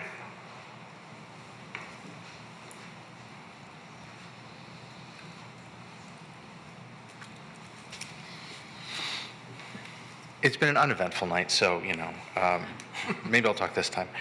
I was not able to attend one of the recent council meetings, and I hear there were a lot of questions about whether or not to move forward with an investigation of council, because there's money involved, and there's a question of whether that cost is worthwhile. And there's been talk of, farming out to consultants work that maybe should be done within council. I agree with what Councilwoman Hoderick said. You need the help. You cannot do it yourself. It's the same difficult position that you were asking the city employees, City Attorney Bloom and Assistant City Manager, to put themselves in this evening. That's a tough spot, and that's just for an evaluation. We're talking about an ethics investigation that seems inherently, circularly, immediately unethical. So the idea that one wouldn't farm that out is silly. And as has been stated repeatedly, this is the largest budget in the Metro Detroit area. Like, we have a huge budget. So to say 20 grand, 40 grand isn't worth it. Yes, nickel and diming is a thing, but to say that, it seems, because I did go back and check, to say that seems ridiculous, because we lost more than that as a result of what happened with former city manager Kishnick. Like, that's money that's already gone, so it immediately pays itself back by trying to regain the trust, bring back the business, bring back the residents and the citizens. That money is well spent. So to me, it's a no-brainer. Please spend it. To the other things that have come up this evening, I just want to say, I've been coming for a while now. I think that City Attorney Bloom definitely does deserve a raise. I think she does a fantastic job for the city. And at this point, I do have one question, and you're probably not going to like it, and I apologize. I have heard this evening during multiple of your comments, you've brought up your business, Councilman Pennington, and I question, not by name, although it's hard not to, but I question whether that's the right place to do that. I'm not saying that you're pushing for anything. I just feel like those seem like the easy, that sort of thing seems like the low-lying fruit that you might grab for to avoid to maintain a pristine ethics record. So again, that's not saying you're trying to do this maliciously. It's just that sort of thing seems like a good place to go with this. Thank you. That concludes those that have signed up to speak on public comment for items not on the agenda from Troy residents and businesses. Now's an opportunity for City Council or City Administration to respond or reply.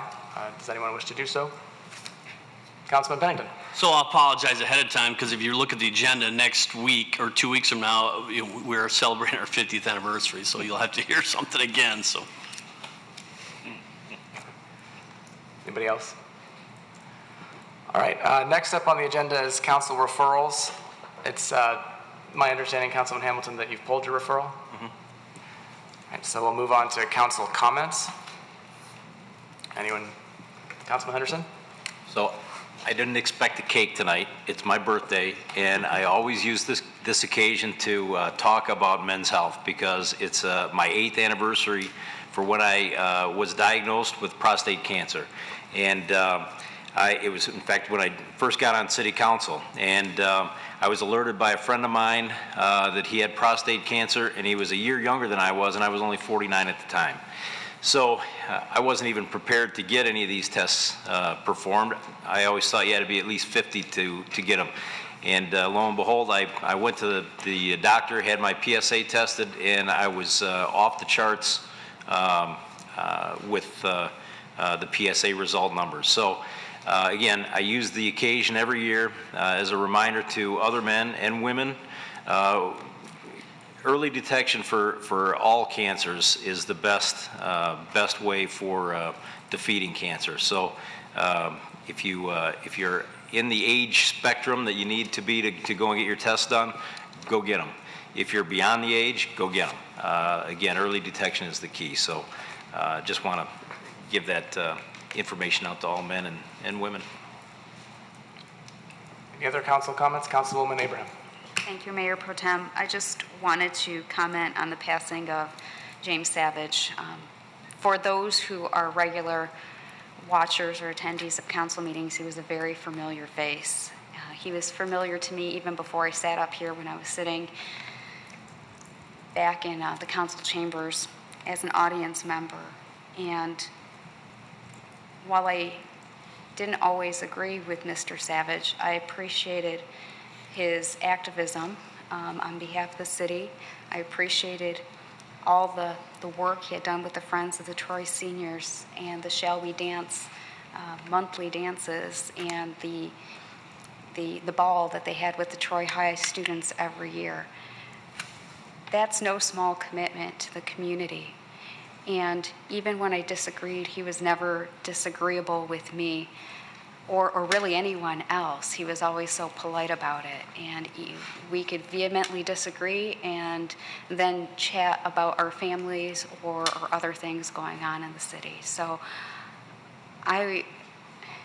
while I didn't know him well beyond maybe the council chambers, I will miss him dearly. Part of the character of the city will be missing, and part of the flavor of these council meetings will be missing. And I want to send my regards and sympathies to his family. Any other council comments? Just give a reminder, the Frightful 5K is Sunday, October 27th. I'm a big fan and supporter. I'll be running, and I won't be in costume. But you get to run on Big Beaver. You run through our Civic Center property. It's a Sunday morning. It's quiet. It's been beautiful every year we've had it, actually. So let's pray that keeps going. But you can register online at troymi.gov/frightful5k. It's been a very good community event the past few years and continues to grow and brings out people from all over our city and all for a good, fun time. So please check that out.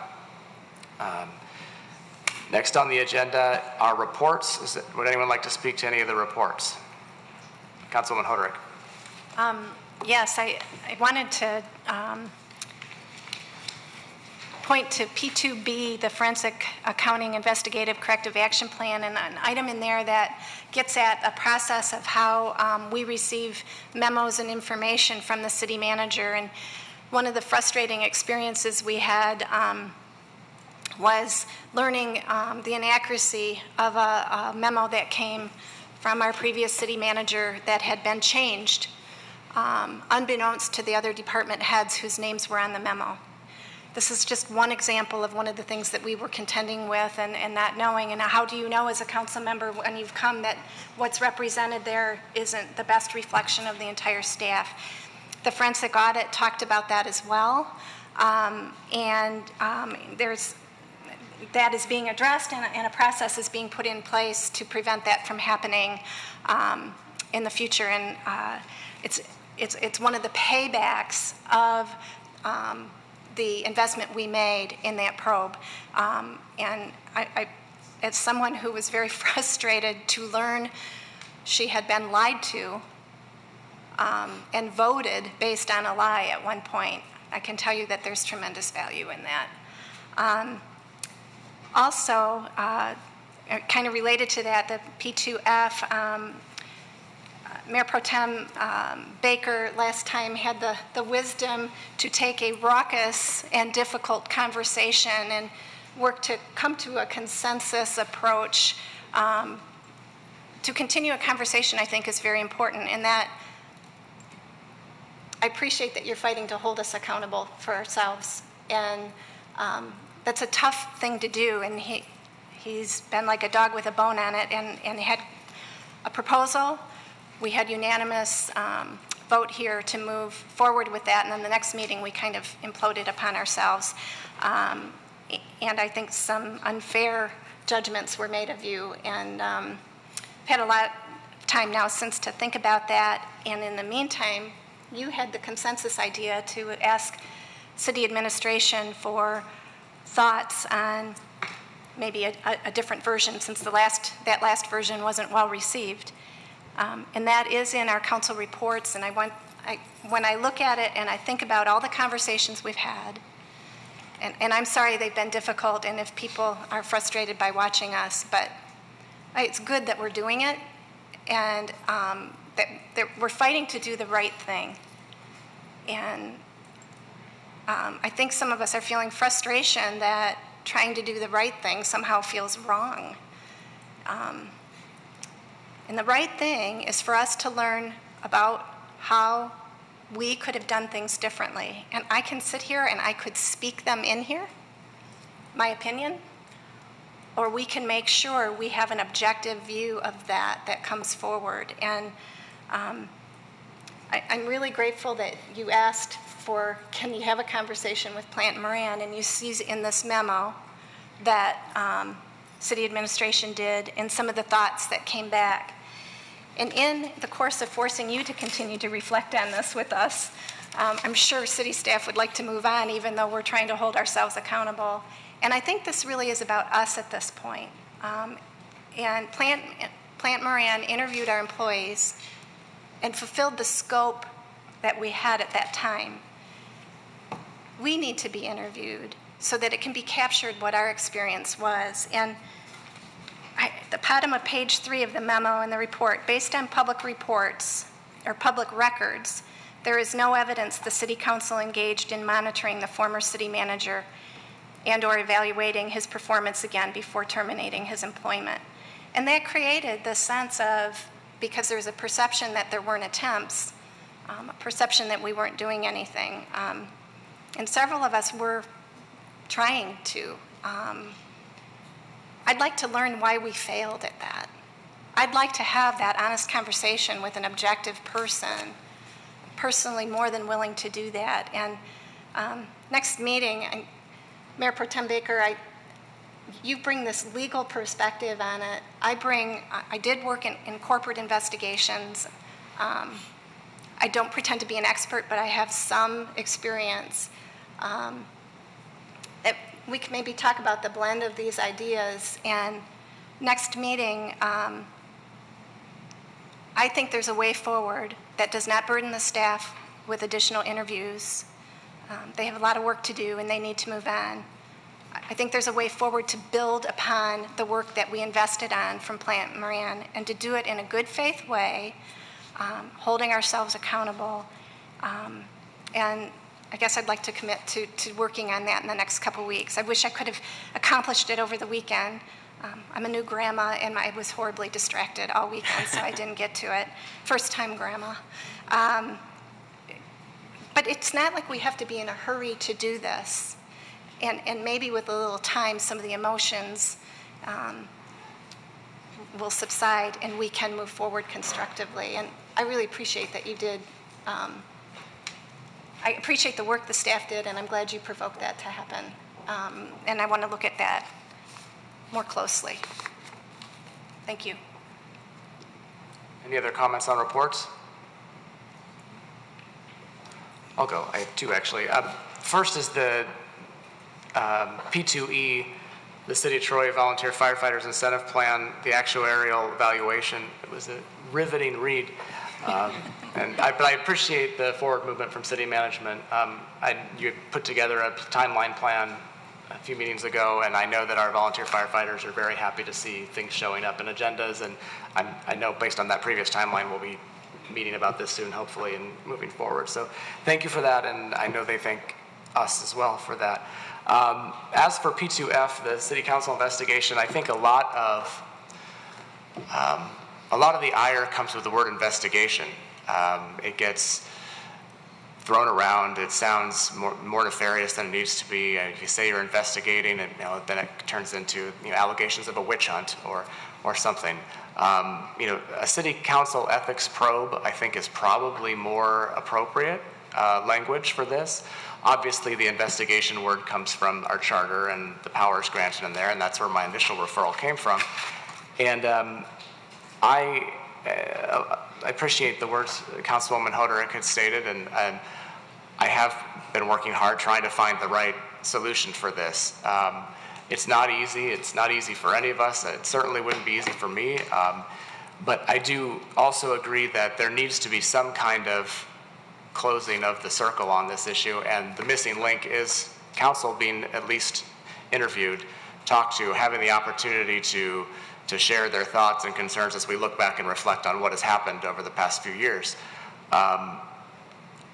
There's lots of things we could do. I've thought about this, and as I was driving in, we could sit up here in a regular meeting and share all our thoughts and spill it all out. It wouldn't cost us a dime to hire anybody to do that.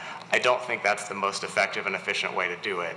I do think there needs to be a neutral person of some sort, at least eliciting questions or giving us the opportunity to speak. And we've talked a lot about how the actual mechanics of that, and there's been some concern about, if it's not on video, then it can be taken out of context, and then the pushback to that as well. If it is on video, then the person doing the questioning won't want to do it, and so there has to be some solution that will work. We are council members. We're up here. We're on video right now. I've gone all over the map thinking, well, maybe we have a special meeting and do it as a special meeting on camera and talk about these things. I don't know that that's also the most efficient and best way to do things.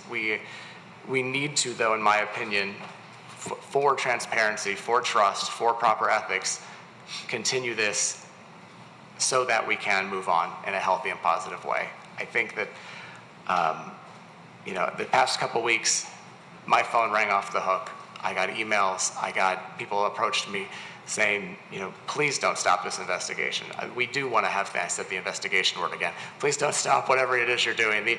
We need to have this done. And that's contrary to what the mayor had said at the last meeting. He stood or sat here and said, no one wants this in this city. And people have spoken out against that. A lot of people do want this and expect us to do something about it.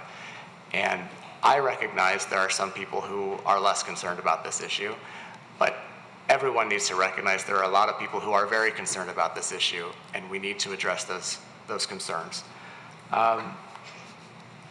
We had a report tonight, and it's not an actionable item, so we can talk about it a little bit. It sounds like Councilwoman Hoderick may be looking to put something together at the next meeting, or at least thinking about it further. I think that's a good thing. I think it's what the city needs and the residents deserve. And if, not interviewing all of the employees again, that could save a lot of money, potentially. And my theory is, and my assumption is, if something comes out in an interview of a council member that warrants further look into it, then then we make that determination at the time. But at the very least, as a teaching moment and as a way for council to move forward and the city to try to move forward, we need to have the opportunity to really clear the air as a council, figure out what we did wrong, and so future councils can learn from that.